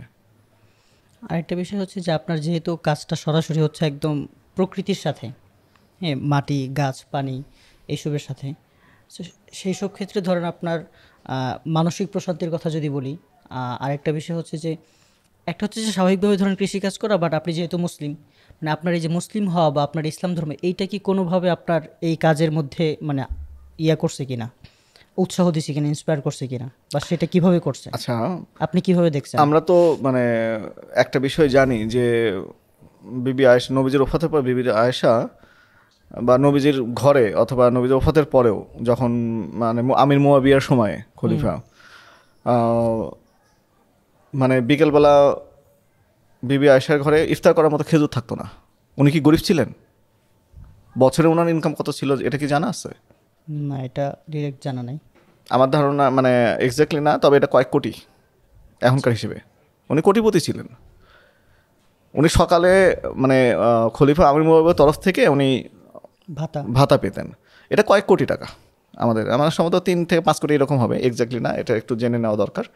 বাট কোটি টাকা উনি সকালে পাইছেন, বিকেলে ওনার খাওয়ার টাকা নেই। কেন নাই? সব দান করে দিয়ে বসে আছে। আমার পকেটে টাকা থাকলে না আমি দান করতে পারবো। আমাদের বাংলাদেশে ইসলামে যারা প্রচারক বা ওয়াজ করেন বা যারা এটা, এখানে একটা আমি দেখি একটা, আমার কাছে মনে হয় এটা সঠিক ধারণা কিনা, সেটা হচ্ছে যে ওনারা বলার চেষ্টা করেন যে গরিব থাকা ভালো, এটাকে গ্লোরিফাই করা হয় যে তুমি সিম্পল থাকো, গরিব থাকো। ওয়াই? ইবনে আব্দুর রহমান ইবনে আউফ উনি কত ধনী ছিলেন। খলিফা ওমরের সময় যখন মদিনায় দুর্ভিক্ষ হলো, 600 উট দান করছে ওসমান। ওনার থাকলে না উনি দান করবে, ছিল বলে তো দান করতে পারছে।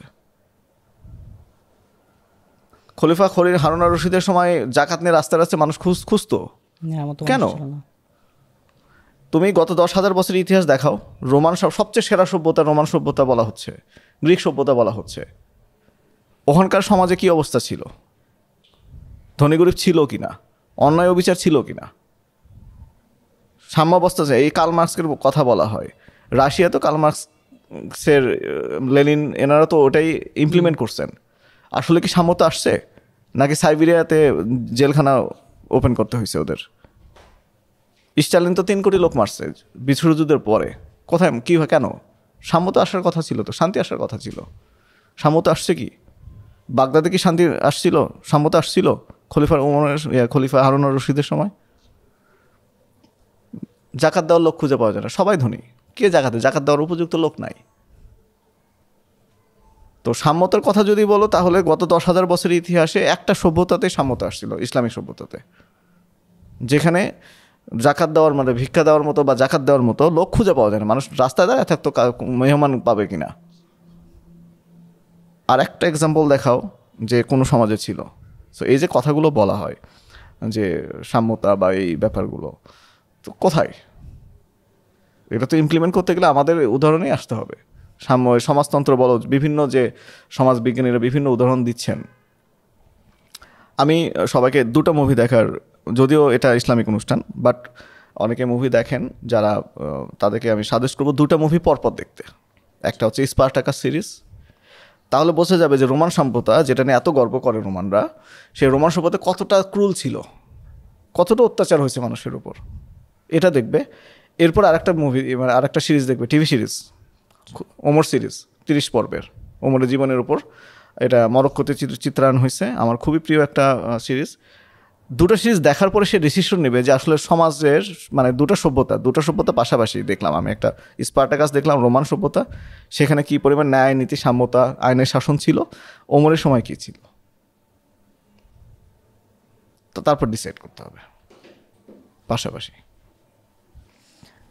এই যে শুরুতে যে একটা বলছিলেন না যে মানুষজন হচ্ছে ধরেন দরিদ্র থাকাটাকে গ্লোরিফাই করা হয়, রাইট।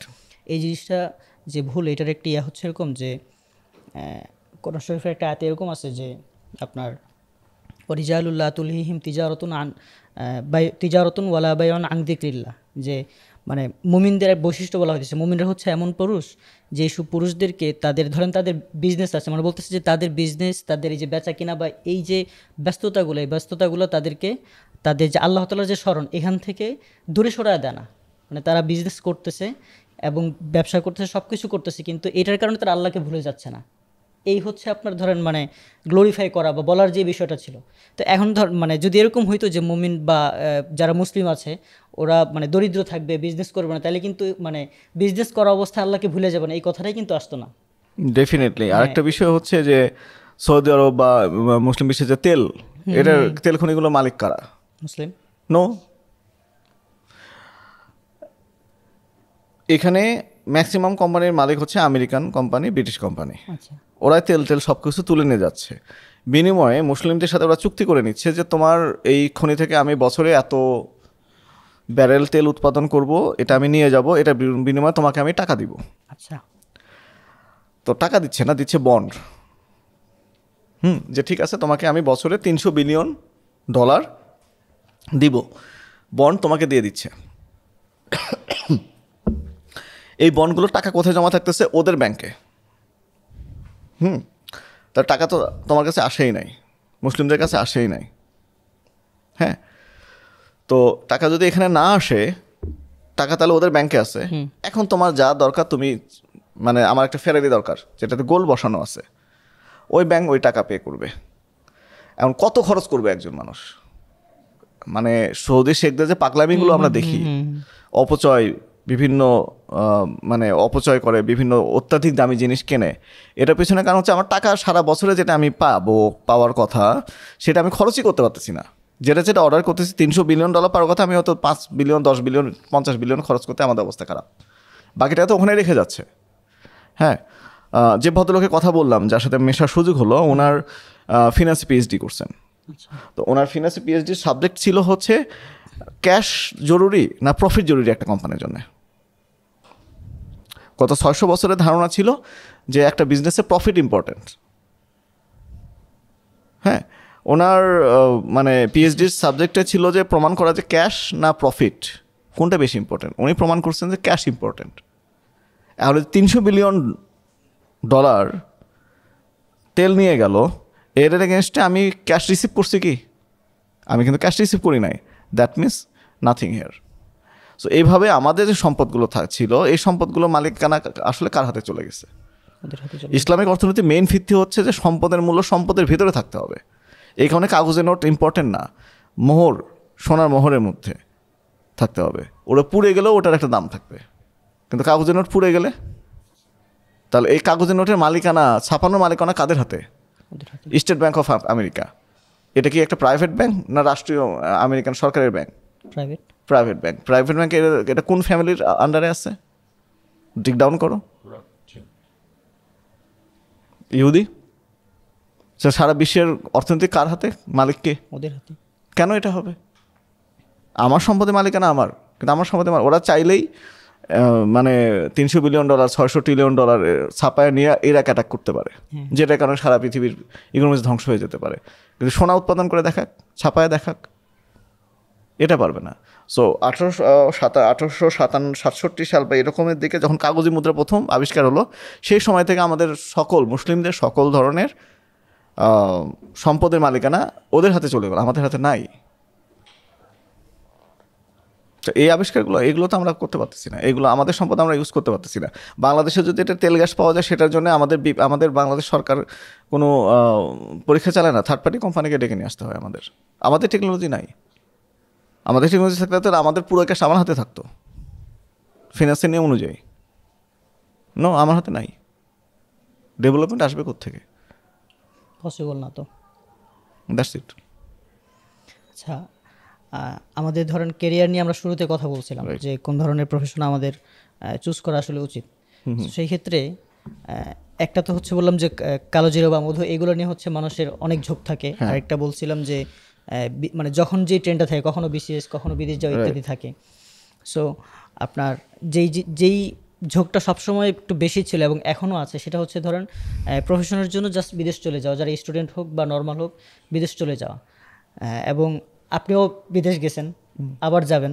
সো এই বিদেশ যাওয়াটা মানে এই যে ক্যারিয়ারের জন্য প্রফেশনের জন্য যে বিদেশ চলে যাওয়াটা, এটা কেমন ধরনের সমাধান বা এটা আলটিমেটলি কতটুকু সলিউশন দিতে পারে? এটা ভালো সমাধান আমার মতে। কারণ হচ্ছে ইব্রাহিম আলাইহিস সালাম কোথায় জন্মগ্রহণ করছিলেন? ইরাকে। তো উনি নবুয়ত প্রাপ্তি থেকে শুরু করে সাকসেসটা কখন পাইছেন? যখন উনি হিজরত করছেন। মহানবী সাল্লাল্লাহু আলাইহি সাল্লামের মানে আমাদের ইসলাম ধর্মের মানে উনি সাকসেসটা কখন পেলেন? হিজরত করছে যখন মদিনায়। রাইট। মুসা আলাইহিস সালাম কখন সাকসেস পেল? মুসা আলাইহিস সালাম যখন হিজরত করছে, চলে গেছে মিশর ছেড়ে। কি হলো তাহলে? কি দাঁড়াইলো? জায়গা চেঞ্জ করার মধ্যে মানুষের মধ্যে সায়েন্সের দিক থেকে যদি দেখি, সার্ভাইভাল ইনস্টিংক্ট একটা ব্যাপার আছে। সার্ভাইভাল ইনস্টিংক্ট মানে যে ছেলেটা কখনোই কোনো পরিশ্রম করে, সে আমেরিকাতে গিয়ে 16 ঘন্টা ম্যাকডোনাল্ডসে জব করতেছে দাঁড়ায় থেকে, উইদাউট ফোন, নাথিং। যখনই মানুষ একটা জায়গা চেঞ্জ করে, তার মধ্যে যুদ্ধ করার বিরুদ্ধে, প্রকৃতির বিরুদ্ধে কাজ করার একটা শক্তি চলে আসে, আল্লাহ প্রদত্ত। এটা কাজে লাগাতে হবে। আমাদের ইসলাম ধর্মে যতজন নবী রাসূল আসছেন, তারা সবাই হিজরত করছেন এবং সাকসেসটা মেইনলি হিজরতের পরে আসছে। সো নলেজের জন্যে এবং মানে আমার কাছে মনে হয়েছে যে এটা খুব ইম্পর্ট্যান্ট। হিজরত করাটা খুব ইম্পর্ট্যান্ট। এখন অনেকে বলতে পারে যে এটা ধর্মীয় কারণে শুধু হিজরত করা যায়। হ্যাঁ, করেন, ব্যবসার জন্য করেন, হিজরত করেন, নলেজের জন্য করেন, প্রস্তুতি নেন। আমরা তো আসলে একটা জেনারেশনেই মানে জাদু দেখা দিতে পারবো না। তবে হ্যাঁ, হিজরত করা মানে হচ্ছে যে দেশ ছেড়ে চলে গিয়ে ওখানে সেটেল হয়ে যাওয়া না। আমাদের সরোবরের অপু ভাই কি করছেন? পড়াশোনা করছেন, বাইরে গেছেন, স্ট্যানফোর্ড ইউনিভার্সিটির মতো, সেখানে উনি পড়াশোনা করছেন, দেশে ফেরত আসছেন এবং হি ইজ ডুইং মানে বড় একটা ইম্প্যাক্ট ফেলতে পারছেন, তাই না? সো আমাদের যারা মেধাবী আছে তারা অবশ্যই বিদেশে যাবে, যেটা এখানে শেখা সম্ভব সেটা ওখানে শিখে আসবে, যেখানে যে সুযোগটা মানে প্রয়োজনীয় ওই সুযোগ শিখে আসবে। এরপরে এই নলেজ এবং এই এক্সপিরিয়েন্সটা কোথায় গেলে আমি সবচেয়ে ভালো ইম্প্যাক্ট ফেলতে পারবো, সেখানে সে যাবে। সে সোমালিয়া যাইতে পারে, সে ইয়েমেনে যাইতে পারে, ইরানে যাইতে পারে, মধ্য এশিয়াতে গিয়ে মানে ভারতে যারা রাশিয়া যেখানে সাম্যবাদ এবং সমাজতন্ত্রের নামে মানে দুর্মুষ চালাইছে, সেখানে গিয়ে আমরা ভালো বিজনেস করতে পারি। আমার নলেজটা কোথায় আমি ভালো ইম্প্যাক্ট ফেলতে পারবো, এটা ইম্পর্ট্যান্ট। আর তাছাড়া আসলে জাতীয়তাবাদ যেটা বর্ডার, এটা তো আসলে পলিটিক্যাল। ইসলাম তো জাতীয়তাবাদ স্বীকার করে না। This is bullshit. পৃথিবী আমার সামনে উন্মুক্ত, সারা দুনিয়া আমার, মুসলিমদের জন্য পুরো দুনিয়া ওপেন। আমি কেন শুধু বাংলাদেশ নিয়ে চিন্তা করব? এটা পলিটিক্যাল বর্ডার। ভারতের মুসলিম তারা আমার ভাই, পাকিস্তানের মুসলিম ভাই, আফগানিস্তানের মুসলিম আমার ভাই, এবং যে মুসলিমরা আমেরিকাতে আছে তারা তো আমার ভাই। আফ্রিকার যে গরিবরা, যে মুসলিম যে গরিবগুলো আছে যারা খাবার পাচ্ছে না, তারাও তো আমার ভাই। হ্যাঁ, মানে আবার ব্যাপারটা এরকম না যে আমি তলোয়ার নিয়ে ঝাঁপায় পড়বো জিহাদ করতে, না, এটা না। হ্যাঁ, আমাদের মানে ধৈর্য ধরতে হবে, আমাদের যোগ্যতা অর্জন করতে হবে, ইকোনমিক সলভেন্সি নিয়ে আসতে হবে, জ্ঞান বিজ্ঞানে উন্নত হতে হবে। হ্যাঁ, এই ব্যাপারগুলোতে মনোযোগ দেওয়া বেশি জরুরি। মানে জিহাদ করা মানেই, জিহাদের তো দুটা আছে, জিহাদি আকবর। হ্যাঁ, তো আমরা এদিকে তো অনেক কাজ করতে পারি।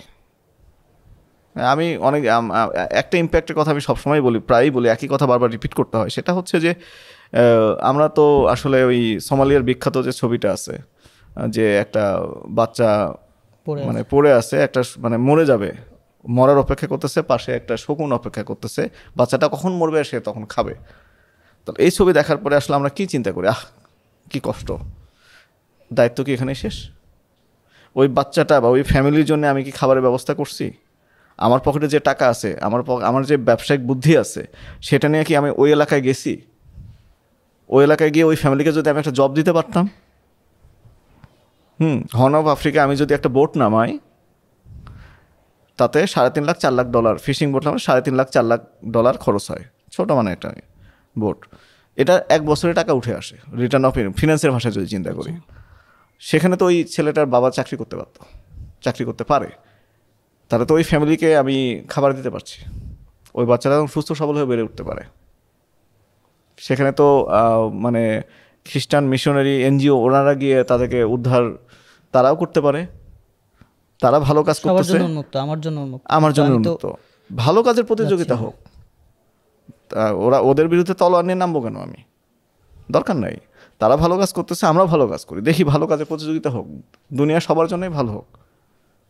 আবারও ওই গৌতম বুদ্ধের কথাটা বলতেছি, জগতে সকল প্রাণী সুখী হোক, ভালোবাসা দিয়ে জয় করি না। তাহলে আপনার এই যে বিজনেস বা ব্যবসা করা মুসলিমদের এই ব্যবসাটাকেও কি একটা দাওয়া টুল হিসাবে ডেফিনেটলি ইউজ করা যায়? ডেফিনেটলি, কারণ হচ্ছে মানে ইম্প্যাক্ট ফেলার জন্য এর চেয়ে ভালো টুলস হতে পারে না। আমি একজনকে মুসলিম হতে বললাম আর সে মুসলিম হয়ে গেল, বা একটা মুসলিম সে কীভাবে আকৃষ্ট হবে? ভয়ের কারণে না ভালোবাসার কারণে? ভালোবাসার কারণে। আমি কয়দিন তারে ভয় দেখাবো? মুঘলরা কি ভারতবর্ষে ভয় দেখাইছে? চাইলে তো পুরো ভারতবর্ষ তছনছ করে ফেলতে পারতো, চেষ্টা তো করতে পারতো, চেষ্টা করছে, করে নাই তো। বাংলাদেশে মুঘলরা কি এসে অ্যাটাক করছে? রাজনৈতিক কারণে অ্যাটাক করছে, কিন্তু ধর্ম প্রচার করার জন্য কি জোর করছে কাউকে? পুরো ভারতবর্ষে দেখানো যাবে যে হিন্দুদের বা ওদেরকে বাধ্য করা হয়েছে? এক্সাম্পল নাই, কোনো এক্সাম্পল নাই। আওরঙ্গজেবের একটা কাহিনী তো আমরা সবাই জানি, যে সীতা তো মানে একটা সতীদাহ প্রথার মতো একটা মানে একজন মেয়েকে স্বামীর চিতায় চড়ানো হচ্ছিল, ওনাকে উদ্ধার করে নিয়ে আসছে। এটা নিয়ে ওনাকে অনেক ঝামেলা পোহাতে হয়েছে, কিন্তু উনি যেটা ন্যায় মনে করছে সেটা করছে। মুসলিমরা তো ভারতবর্ষে গণহত্যা চালায় নাই, যুদ্ধের সময় যুদ্ধ করছে, বাকি সময় সবারকে স্বাধীনতা দিচ্ছে। আওরঙ্গজেবকে অনেকেই বলে যে সম্রাট আওরঙ্গজেব মানে খুব কঠোর শাসক ছিলেন। ওনার সেনাপতি কারা ছিলেন? ওনার বাহিনীতে প্রধান সেনাপতি কারা ছিলেন? এই ভারতের শিবাজিকে উনি 7 বার বন্দি করছে, 7 বার মাফ করে ছেড়ে দিছে।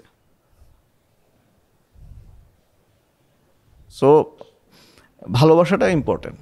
আমি বিজনেস করব, আমি তাদের জন্য জব ক্রিয়েট করব, গুড লাইফে আসবে, সে আমার ভালোবাসার কারণে যদি মানে আকৃষ্ট হয়, দেন ওকে। আচ্ছা, এইবার আমরা তাহলে আপনার সরাসরি আপনার যে ফ্রেশি ফার্ম এখানে একটু ফিরে আসি। ওকে, ধরেন আপনার ফ্রেশি ফার্মে অনেক সময় বিভিন্ন যে হারাম যেই আপনার অপরচুনিটি আছে এগুলোকে আপনি ডিনাই করে দেন, ঠিক আছে? সো একটা দিক থেকেও আমরা বুঝি যে যখন মানে আমি যদি হালালের মধ্যে থাকি এবং হারাম থেকে বিরত থাকি, তাহলে এটা অবশ্যই আল্লাহ তাআলা আমাকে যা দিবেন আখিরাতে, ঠিক আছে? আমি যদি একটা উদাহরণ দিই, যেমন হচ্ছে আপনারা ফ্রেশি ফার্মে যে আপনাদের যে ম্যাঙ্গো রিসোর্ট আছে, ওখানে আপনারা যে স্বাভাবিক অন্যান্য রিসোর্টগুলোতে কাপলদেরকে অ্যালাউ করে, আপনারা করেন না। তো আমরা যদি ফিনান্সের দিক থেকে দেখি, এটা কিছুটা হলো আপনার ক্ষতির মতো একটা ব্যাপার ঘটে, তাই না? কিন্তু এই যে জিনিসগুলো করেন, এই জিনিসগুলো তো অন্যরা করেন, আপনি কেন করেন? এবং আপনার এটা করার পরে কি মানে পার্থিব কোনো উপকার হয় কিনা, বা পার্থিব কোনো ইয়া পান কিনা? ধর্মের ব্যাপারগুলো থেকে এক সাইডে রাখি, একদম কোর বিজনেসে আসি। মার্কেট সেগমেন্টেশন বলে একটা কথা আছে। একটা প্রোডাক্ট আমি সার্ভিস নিয়ে আসছি মার্কেটে, এটার জন্য কতজন ক্রেতা, তাহলে মার্কেট সাইজ কত বড়। তাহলে রিসোর্ট বিজনেসে বাংলাদেশে আমাদের এখানে লোকাল, এখন বর্তমানে লোকাল ট্যুরিজমে 300 কোটি টাকার মতো লেনদেন, তাই না? আচ্ছা, এর মধ্যে আমরা কতটুকু দখল করতে চাই? বাংলাদেশে আমরা যদি 2টা গ্রুপ ধরি, একটা হচ্ছে সেকুলার ঘরানা, আর একটা হচ্ছে নামাজ রোজা পড়ি না ভাই, কিন্তু নবীর নামে কিছু বললে আমার মানে জজবা একদম হাই হয়ে যায়। আমি যেদিন জুমার নামাজও পড়ি নাই, কিন্তু নবীর নামে কিছু বললে আমার আমি স্থির থাকতে পারি না। হুজুগের কারণে হোক, জবদার কারণে হোক, অন্ধত্ব কারণে হোক, যাই হোক, হ্যাঁ। যে বেটা সিম্প, চরিত্রহীন, এও তার বউকে নিয়ে ভালো পরিবেশে যেতে চায়, তার ফ্যামিলিকে সে ভালো জায়গায় রাখতে চায়। এখন এই সেকুলার 50 লাখ ধরি আমরা, যারা মুক্তমনা ওপেন, হ্যাঁ, তারা লিভ ইন করতে চায়, যা খুশি করতে চায়, এটা ভালো না মতো সে আলোচনায় না যায়, তারা এটা করতে চায়, তারা এটা করার স্বাধীনতা রাখে, তারা এটা করুক। বাকি মার্কেট সাইজ কত বড়, যারা বউ বাচ্চাকে নিজে বদমাইশি করবে কিন্তু বউ বাচ্চাকে নিয়ে, আর যারা ভালো তারা ভালো, ভালো বলতে বোঝাচ্ছি যারা হচ্ছে যে ধর্মে তার ফ্যামিলিকে নিয়ে একটু পর্দা করতে চায়, ভালো পরিবেশে গিয়ে থাকতে চায়, যেখানে গিয়ে একটু শালীন পোশাকে এসে ঘুরতে পারে, হ্যাঁ, এরকম একটা। তো এই দুটো মিলে এদিকে 50 লাখ, ওইদিকে যদি আমরা ধরি যে বাচ্চা কাচ্চা বাদ দিয়ে 10 কোটি, অ্যাজ এ বিজনেসম্যান আমার 50 লাখ টার্গেট করা উচিত না 10 কোটিকে টার্গেট করা 10 উচিত? কোটি মার্কেট সাইজ কোনটা? 10 কোটি ডেফিনেটলি। হালাল বিজনেস, হালাল নাম দাও, হালাল শব্দটা বেচো। অনেকে আমাদেরকে এরকম টিজ করে যে আপনি ধর্মের নামে হালাল নামে ব্যবসা শুরু করছেন, ব্যবসায়িক ঠিক দিক আছে। থেকে দেখলেও তো এখন হালাল সাবান নাম দিয়ে তো অ্যারোমেটিক সাবান 100 কোটি টাকা আর্ন করছে সে কবে? 2000 সাল, 98 সাল, মানে অনেক আগে। এখনকার হিসেবে সেটা কয়েক হাজার কোটি টাকা, তাই না? তো যদি আমি কোর বিজনেসের দিক থেকে দেখি, যেমন আমাদের জাঞ্জিবারে একটা রিসোর্ট করার ইচ্ছা আছে। এখন জাঞ্জিবারে 1600+ রিসোর্ট আছে, কোনো রিসোর্টই হালাল না। একজন ধার্মিক মানুষ ওখানে গিয়ে সে আশেপাশে তাকাইতে পারবে না, কারণ ইউরোপ থেকে আসছে, তাদের কাছে খুব ন্যাচারাল, সে একটা ব্রা পরছে, প্যান্টি পরছে, সে স্ত্রী হয়ে শুয়ে আছে। আমি যেদিকে তাকাবো শুধু নাউজবিল্লাহ পড়তে হবে। তাহলে আমি যদি আমার ফ্যামিলি নিয়ে যেতে চাই, আমার বাচ্চাকে নিয়ে যেতে চাই, আমার বাচ্চা দেখে বলবে যে আমিও ওরকম ড্রেস পরবো, কি সুন্দর বিকিনি পরছে, দেখতে ভালো লাগতেছে, ডেফিনেটলি বলবে, তাই না? ওর তো আসলে ইয়ে নাই, মানে বিচার বিশ্লেষণ করার লং টার্মে কী ইফেক্ট পড়বে ওর ধারণা নাই। সো আমি চাইবো এমন একটা বিচে যাইতে যেখানে হচ্ছে সবাই মোটামুটি শালীন পোশাকে আছে, অ্যাটলিস্ট মানে এটা হিজাবটা পরে আছে, নিকাব না পড়ো, হিজাবটা পরে আছে, তার শালীন ড্রেস। একটা রিসোর্ট নাই, বছরে 18 লাখ ট্যুরিস্ট যায় ওখানে, 18 লাখ ট্যুরিস্ট।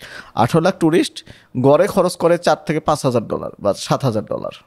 5,000 যদি আমি বেস ধরি, যদিও এটা $8,000 অ্যাকচুয়ালি র্যাঙ্কিংয়ে, 5,000 যদি ধরি, তাহলে 5,000 ট্যুরিস্ট যদি আমরা হোস্ট করতে পারি 18 লাখ থেকে, তাহলে এটা কত পার্সেন্ট হয়? মিনিমামে সামান্য।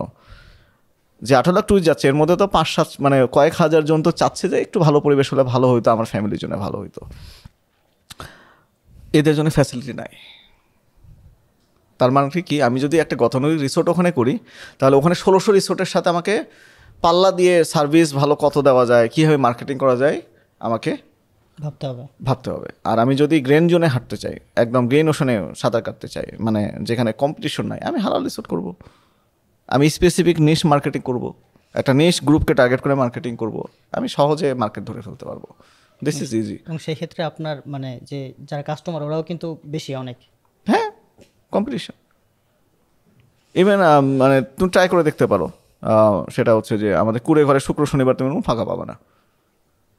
অর্থাৎ আমি যখন ওটা শুরু করছি, আমাকে অনেক মানুষজন বলছে এটা পাগল, এখানে মানুষজন, এখানে আশেপাশে কোনো টুরিস্ট স্পট নাই, সমুদ্র নাই, এখানে পাহাড় নাই, কিচ্ছু নাই, এখানে মানুষজন আসবে কেন?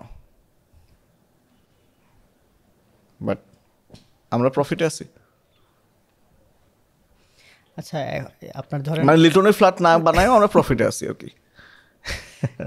এটা বানাইছে একজন, মানে ধরেন আমি যদি মানে একটু ভিন্ন ইয়া থেকে বলি যে একজন মুসলিম ব্যবসায়ী হচ্ছে এটা বানাইছে, মানে আপনার কথাই বললাম আর কি। ওকে, সো এখন আপনার এই পুরো বিশ্বের চিত্র যদি আমরা সামনে রাখি, মুসলিম ব্যবসায়ীরা কিন্তু ধরেন মানে ওরকম ভালো করতেছে না। সো আপনিও তো একজন মুসলিম ব্যবসায়ী, সেই জায়গা থেকে আপনার কাছে কি মনে হয় যে বিশ্বের যে বিজনেস যে ফিল্ডটা আছে এখানে মুসলিমরা ভালো না করার কারণ কি হতে পারে, কি মনে করেন আপনি? খারাপ লোকদের সিন্ডিকেট আছে, ভালো লোকজনের সিন্ডিকেট নাই। হ্যাঁ, আর মুসলিমরা ভালো করতেছে না, ওই একই ব্যাপার, নলেজ। সেম জিনিস আসলে আমরা আসলে ডেসপারেটলি ভালো করার জন্য চেষ্টা করতেছি কতটুকু? আমরা পুরোপুরি হালাল ব্যবসা করতে চাচ্ছি কি না, আমরা সেরা ব্যবসায়ী হতে চাচ্ছি কি না, হওয়া তো পরের কথা। মিড ব্র্যান্ডের কথা যদি বলি, যেমন আমাদের মিড ব্র্যান্ড হওয়ার টার্গেট, তো আমরা মিড ব্র্যান্ডের কথা যদি বলি, টপ 10 যে মিড ব্র্যান্ডগুলো এগুলো মালিক কারা?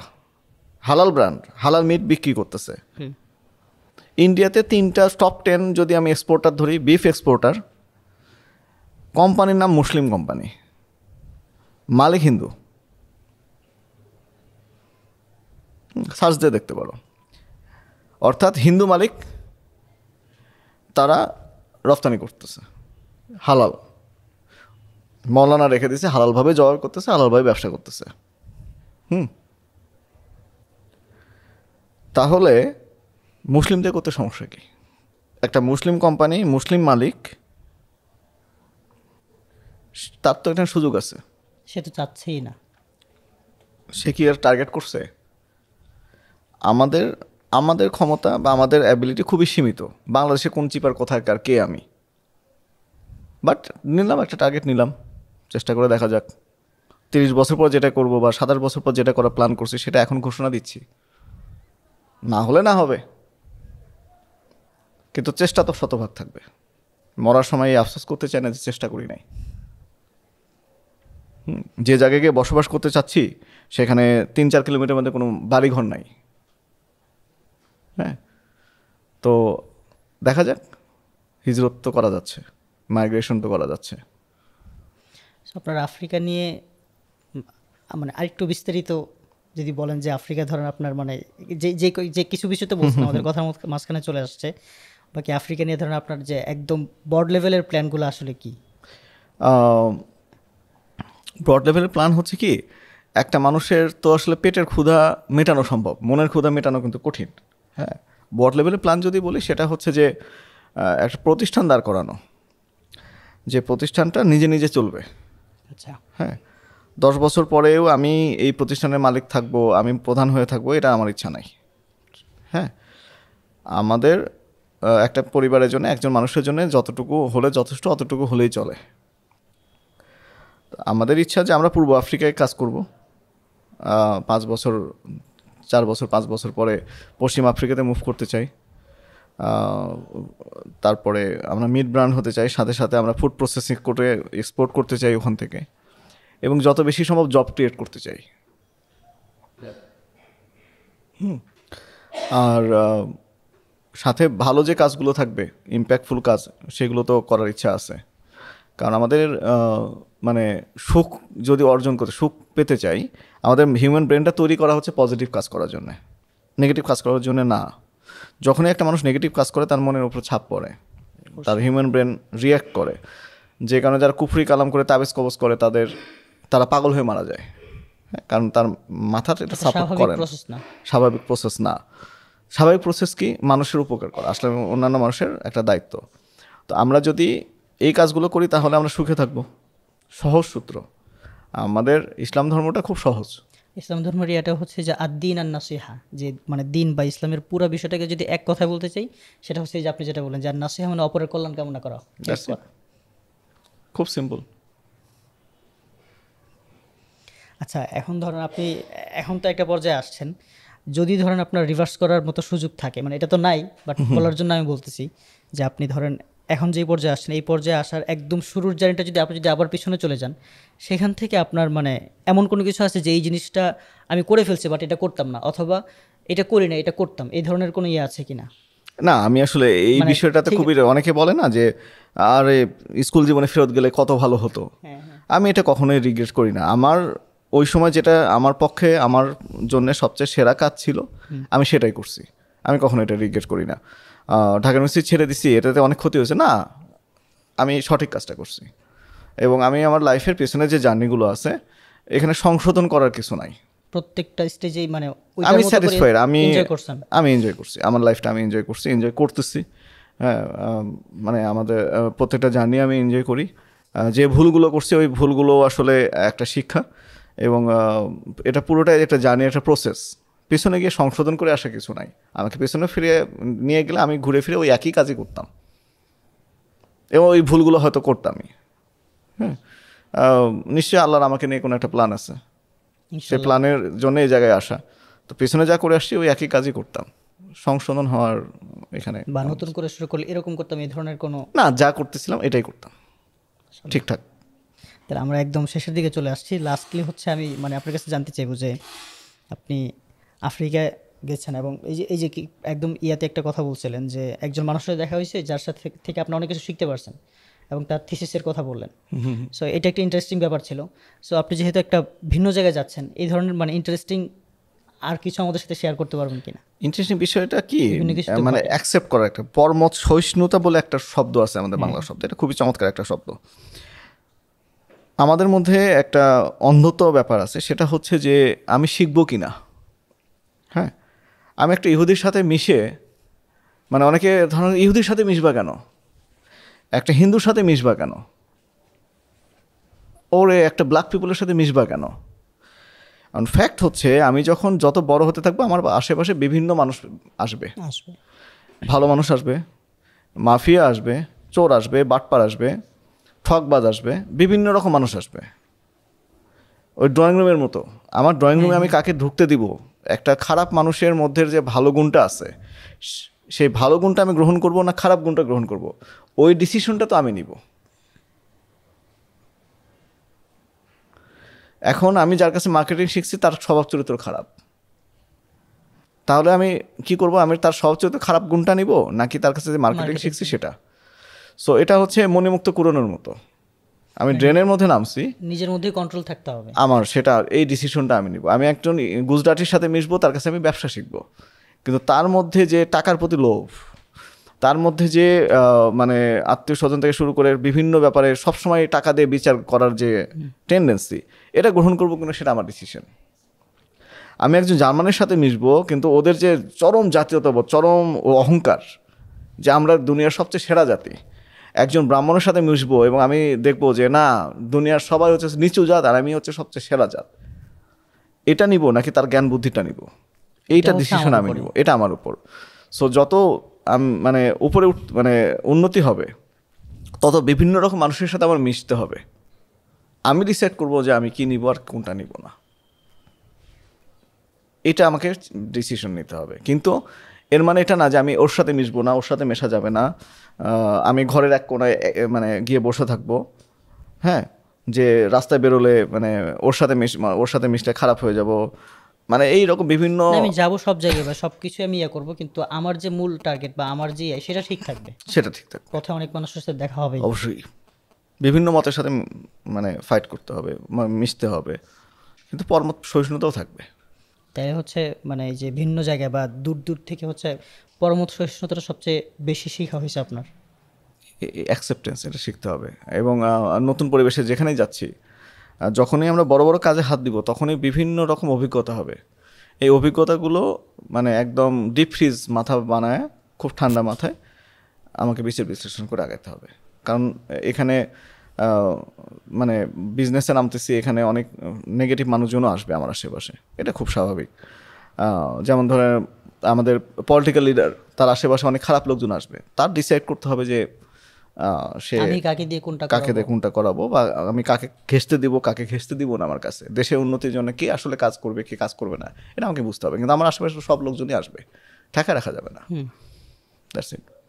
আচ্ছা, আপনি ইম্প্যাক্টের ব্যাপারে বলছিলেন যে ওই যে ওখানে বোট নামানো যায়, মাছ ধরা যায় এবং মানুষের জীবন ইম্প্যাক্ট ফেলা যায়।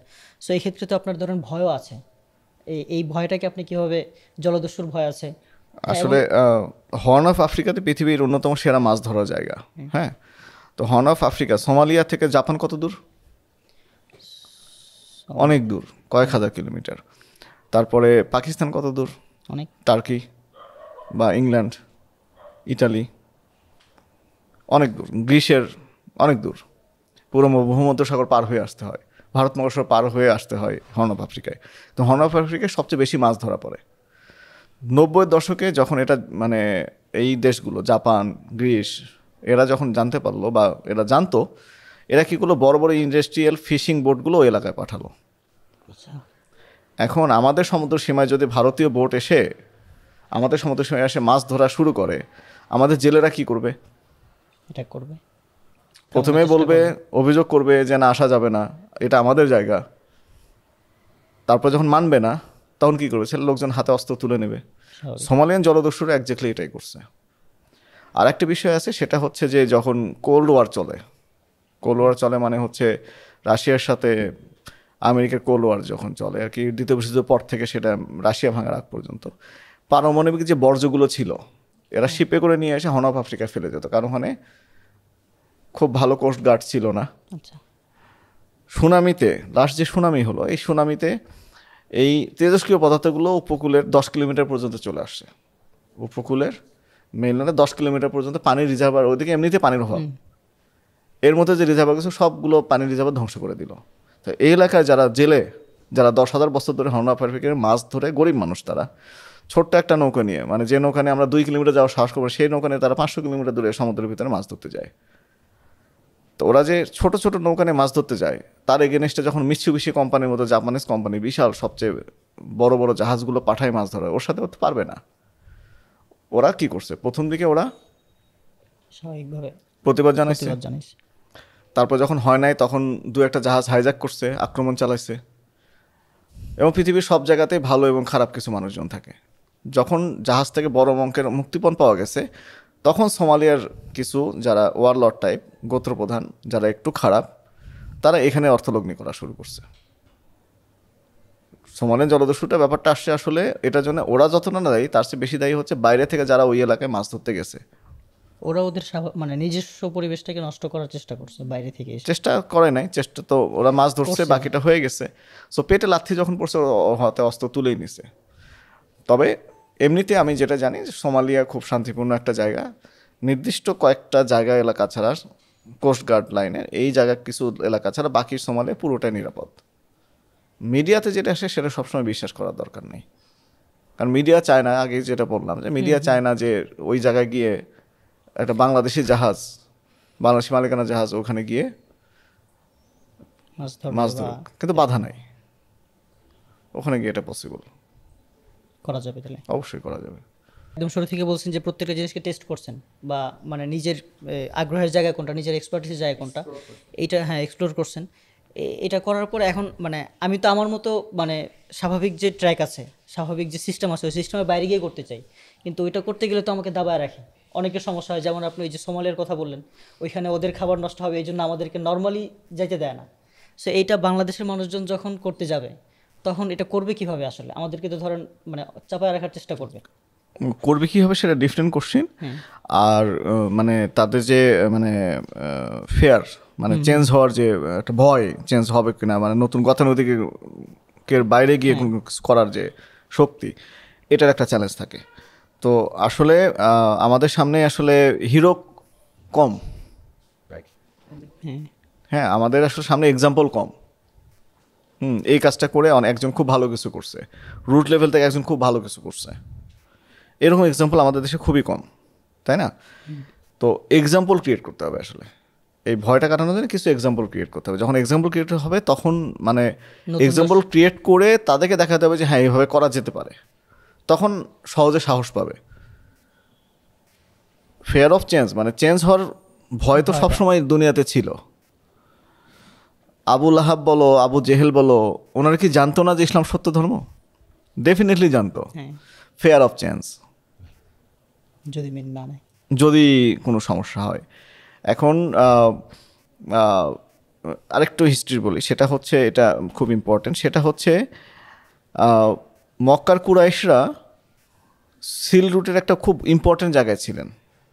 সিল রুট একটা ছিল হচ্ছে মধ্য এশিয়া দিয়ে তেহরান হয়ে দামাস্কাস হয়ে ওইদিকে, আর একটা ছিল ভারতবর্ষ থেকে যে জাহাজগুলো মশলা নিয়ে যেত, এগুলোর নাম তো হচ্ছে ইয়েমেনের এডেন বন্দরে।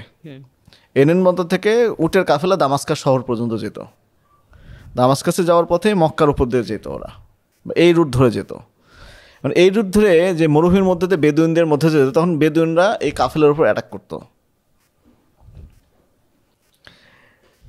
মক্কার কুরাইশরা এখানে একটা ফ্যাসিলিটি পেত।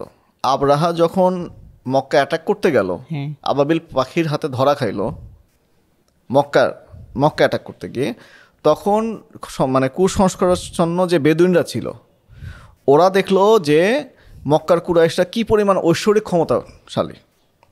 এই কারণে পরবর্তীতে আবরাহার ঘটনার পরে মক্কার কুরাইশদের গুরুত্ব আরও অনেক বেড়ে গেল। একে তারা কাবাঘরের রক্ষক ছিল, দেখাশোনার দায়িত্ব ছিল। এর মধ্যে আবার হচ্ছে আবরাহার ঘটনা। কাজেই মক্কার কুরাইশরা যদি একটা কাফেলার মধ্যে অল্প একটু সম্পদের মানে শেয়ার থাকতো ওদের, বা কোনোভাবে নাম দেওয়া যেত যে এই কাফেলায় কিন্তু কুরাইশদের সম্পদ আছে, শেয়ার আছে, ওইখানে আর বেদুনরা অ্যাটাক করতো না। ওই ভয়গুলো কাজ করতো কুসংস্কার। এটার কারণে ওরা যে এই রুটে যে ফ্যাসিলিটিটা পাইতো, ওইটার কারণে এদের একটা অর্থনৈতিকভাবে ব্যাপক একটা উন্নতি হয় মক্কার কুরাইশদের। এবং এটা যায় পরে হচ্ছে ওই মূর্তিগুলোর উপরে, যে ওদের এই মূর্তিগুলো ছিল, তাহলে মানে ওদের ক্ষমতা এটা। তো যতটা না ধর্মীয় মানে নবী সাল্লাল্লাহু আলাইহি সাল্লামের ইসলাম ধর্মের সাথে কুরাইশদের যতটা না ধর্মীয় কনফ্লিক্ট ছিল, তার চেয়ে বেশি ছিল ফেয়ার অফ চেঞ্জ। নবীর ধর্ম যদি আমি গ্রহণ করে ফেলি, ইসলাম ধর্ম যদি আমি গ্রহণ করে ফেলি, তাহলে হয়তো ওই কুরাইশ মানে ওই বেদুইনরা আমাদের ওই কাফেলারও ওই ব্যবসার সুবিধা পাচ্ছি, এটা আর পাবো না। যে কারণে তারা মানে মহানবী সাল্লাল্লাহু আলাইহি সাল্লামকে মক্কার চাবি দিয়ে দিতে চাইছিল যে তুমি রাজা হও, তুমি থাকো, কিন্তু ওই কথা বলো না, আমাদের ব্যবসা করতে দাও। আমরা তো ধর্মীয় অ্যাঙ্গেল থেকে দেখি এটাকে, কিন্তু এই ব্যবসায়িক অ্যাঙ্গেল থেকে কিন্তু আমরা ব্যাখ্যাটা করি না। সো ওই জায়গায় এই সিল্ক রুটের এই গুরুত্বপূর্ণ মশলার যে ব্যবসা, এই মশলা ব্যবসার এই জায়গাটা দামাস্কাসে চাইতো, দামাস্কাস থেকে আরেকবার ট্রেড হইতো, মানে ভেনিস থেকে বণিকরা সব ওখানে আসতো, ওখান থেকে ভূমধ্যসাগর দিয়ে অথবা স্থলপথেও চলে যেত, কিন্তু ভূমধ্যসাগরের ভেতর দিয়ে যাওয়াটা নিরাপদ ছিল। এই জন্য দামাস্কাস খুব ইম্পর্টেন্ট এবং এই জায়গাটায় তো এই ফেয়ার অফ চেঞ্জ, সব কিছু সত্য জানার পরে ফেয়ার অফ চেঞ্জ থাকে। তো আমাদের এখানে আসলে তারপরে যখন এক্সাম্পল ক্রিয়েট হয়ে গেলো, তারপরে তো আর কোনো সমস্যা থাকলো না আর কি। পুরো ভারতবর্ষ মানে মধ্যপ্রাচ্যই চেঞ্জ হয়ে গেল নবীজি আসার পর, আরও সবচেয়ে সেফ হয়ে গেল ওই এলাকাটা, ব্যবসা ফুলে ফেপে উঠলো। হ্যাঁ, এবং একই কারণে দামাস্কাস এবং এই পাশে আলেকজান্দ্রিয়া দুটোই ইম্পর্টেন্ট ছিল। হ্যাঁ, মিশর যখন দখল করলো, আবু উবায়দাকে ওখানে পাঠানো হলো। তো সব মিলিয়ে বাংলাদেশের পার্সপেক্টিভে এটা একটা এক্সাম্পল ক্রিয়েট করার ব্যাপার আছে। এখন আমরা যে আফ্রিকায় কাজ করতেছি, আমরা যদি 3 বছর পরে যখন সাকসেসফুল হয়ে যাব, তখন আমাদের দেখা দেখি হয়তো আরও অনেক মানুষই আফ্রিকা যাওয়ার ব্যাপারে উৎসাহিত হবে, এক্সাম্পল ক্রিয়েট করছি বলে। আমরা তখন তাদেরকে হেল্প করতে পারবো। বাট ফার্স্ট আমাদের সাকসেসফুল আমি যে হয়েছি এই এক্সাম্পলটা ক্রিয়েট করতে হবে, তারপরে আমরা বলতে পারবো যে হ্যাঁ সহজ হবে। এটা সব ক্ষেত্রেই। হ্যাঁ, এখন দেখা যাচ্ছে মধু এবং ঘি বেচে একজন খুব উন্নতি করছে, বাকিরা ওই পথে যাচ্ছে। এখন কেউ যদি কাজু বাদাম নিয়ে এসে এখানে করে, কফি নিয়ে এসে বিজনেস করতে পারে, কেউ ইলেকট্রনিক্স নিয়ে এসে ব্যবসা করতে পারে। এখন থেকে 10 বছর আগেও তো মানে এটা এতটা প্রচলিত ছিল না, নিশ্চয়ই কেউ কেউ সাকসেস পাইছে। এটা দেখা দেখি মানুষ আরও ঝাঁপায় পড়তেছে। সো আমাদের ফেয়ার অফ চেঞ্জ থেকে বের আসতে গেলে প্রথমে হচ্ছে মানে এক্সাম্পল ক্রিয়েট করতে হবে, সাকসেসফুল এক্সাম্পল ক্রিয়েট করতে হবে, এবং এদেরকে ফিচার করতে হবে যে হ্যাঁ দিস ইজ দ্য ওয়ে, এই পথে গেলে আমি সাকসেস পাবো। তখন এই ফেয়ারটা কেটে যাবে। কাউকে না কাউকে লিড দিতে হবে এখানে। আমাদের লিডার দরকার, গুড লিডার দরকার, গুড মেন্টর দরকার, এবং সাকসেসফুল এক্সাম্পল দরকার।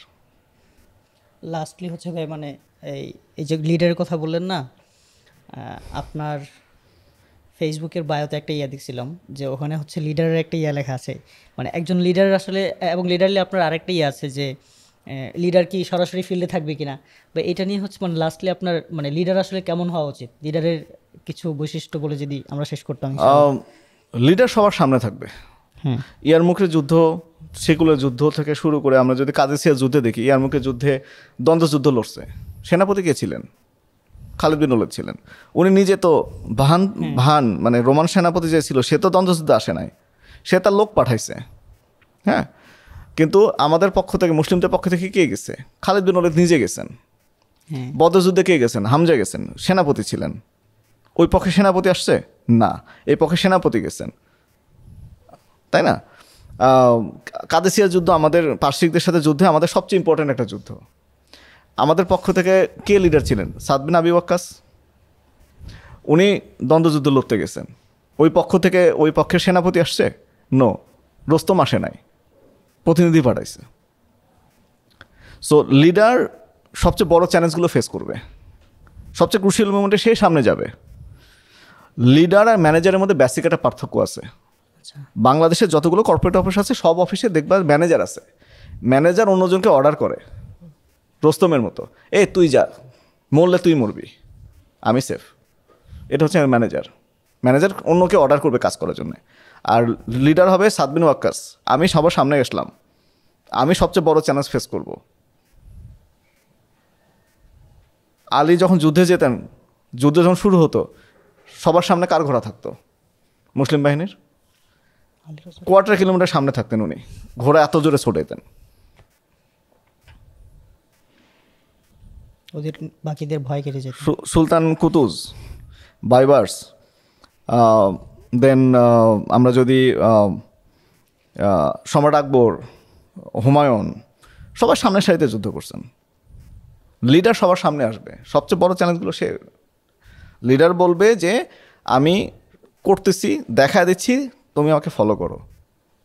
ম্যানেজার হওয়া যাবে না, লিডার হইতে হবে। একটা অফিসে লিডার কাজ করবে 16 ঘন্টা, তার অধস্তনটা 12 ঘন্টা কাজ করবে। সবার চেয়ে বেশি পরিশ্রম না করতে পারলে সে লিডার না। লিডার্স লিড বাই এক্সাম্পল, এক্সাম্পলটা লিডারই সেট করবে, ম্যানেজারের মতো অন্যকে অর্ডার করবে না। অন্যরা শুধু ফলো করবে, ফলো করে। That's it. সবচেয়ে কঠিন কাজগুলো লিডার করবে, তাতে বাকি টিমের কাজ করা সহজ হয়ে যায়। সো ইনশাল্লাহ আজকের মতো আমরা এখানে শেষ করি। ওকে, ইনশাল্লাহ।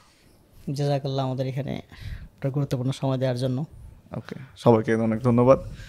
আর আমাদের ফিশি ফার্মের জন্য সবার কাছ থেকে দোয়া চাই, যেন যে প্ল্যানগুলো করছি আল্লাহ সেই কাজগুলো করার আমাদেরকে তৌফিক দেন। আল্লাহ যে এখন বর্তমানে আমাদের অনেক রহমত দিচ্ছেন, এই রহমতটা আল্লাহর পক্ষ থেকে যেন জারি থাকে, এবং আমরা যে আসলে কোর ইন দ্য হার্ট, মনের ভিতরে যে আশা নিয়ে আফ্রিকায় কাজ শুরু করছি সেটা যেন পূরণ করতে পারি। অবশ্যই। আসসালামু আলাইকুম। ওয়ালাইকুম আসসালাম।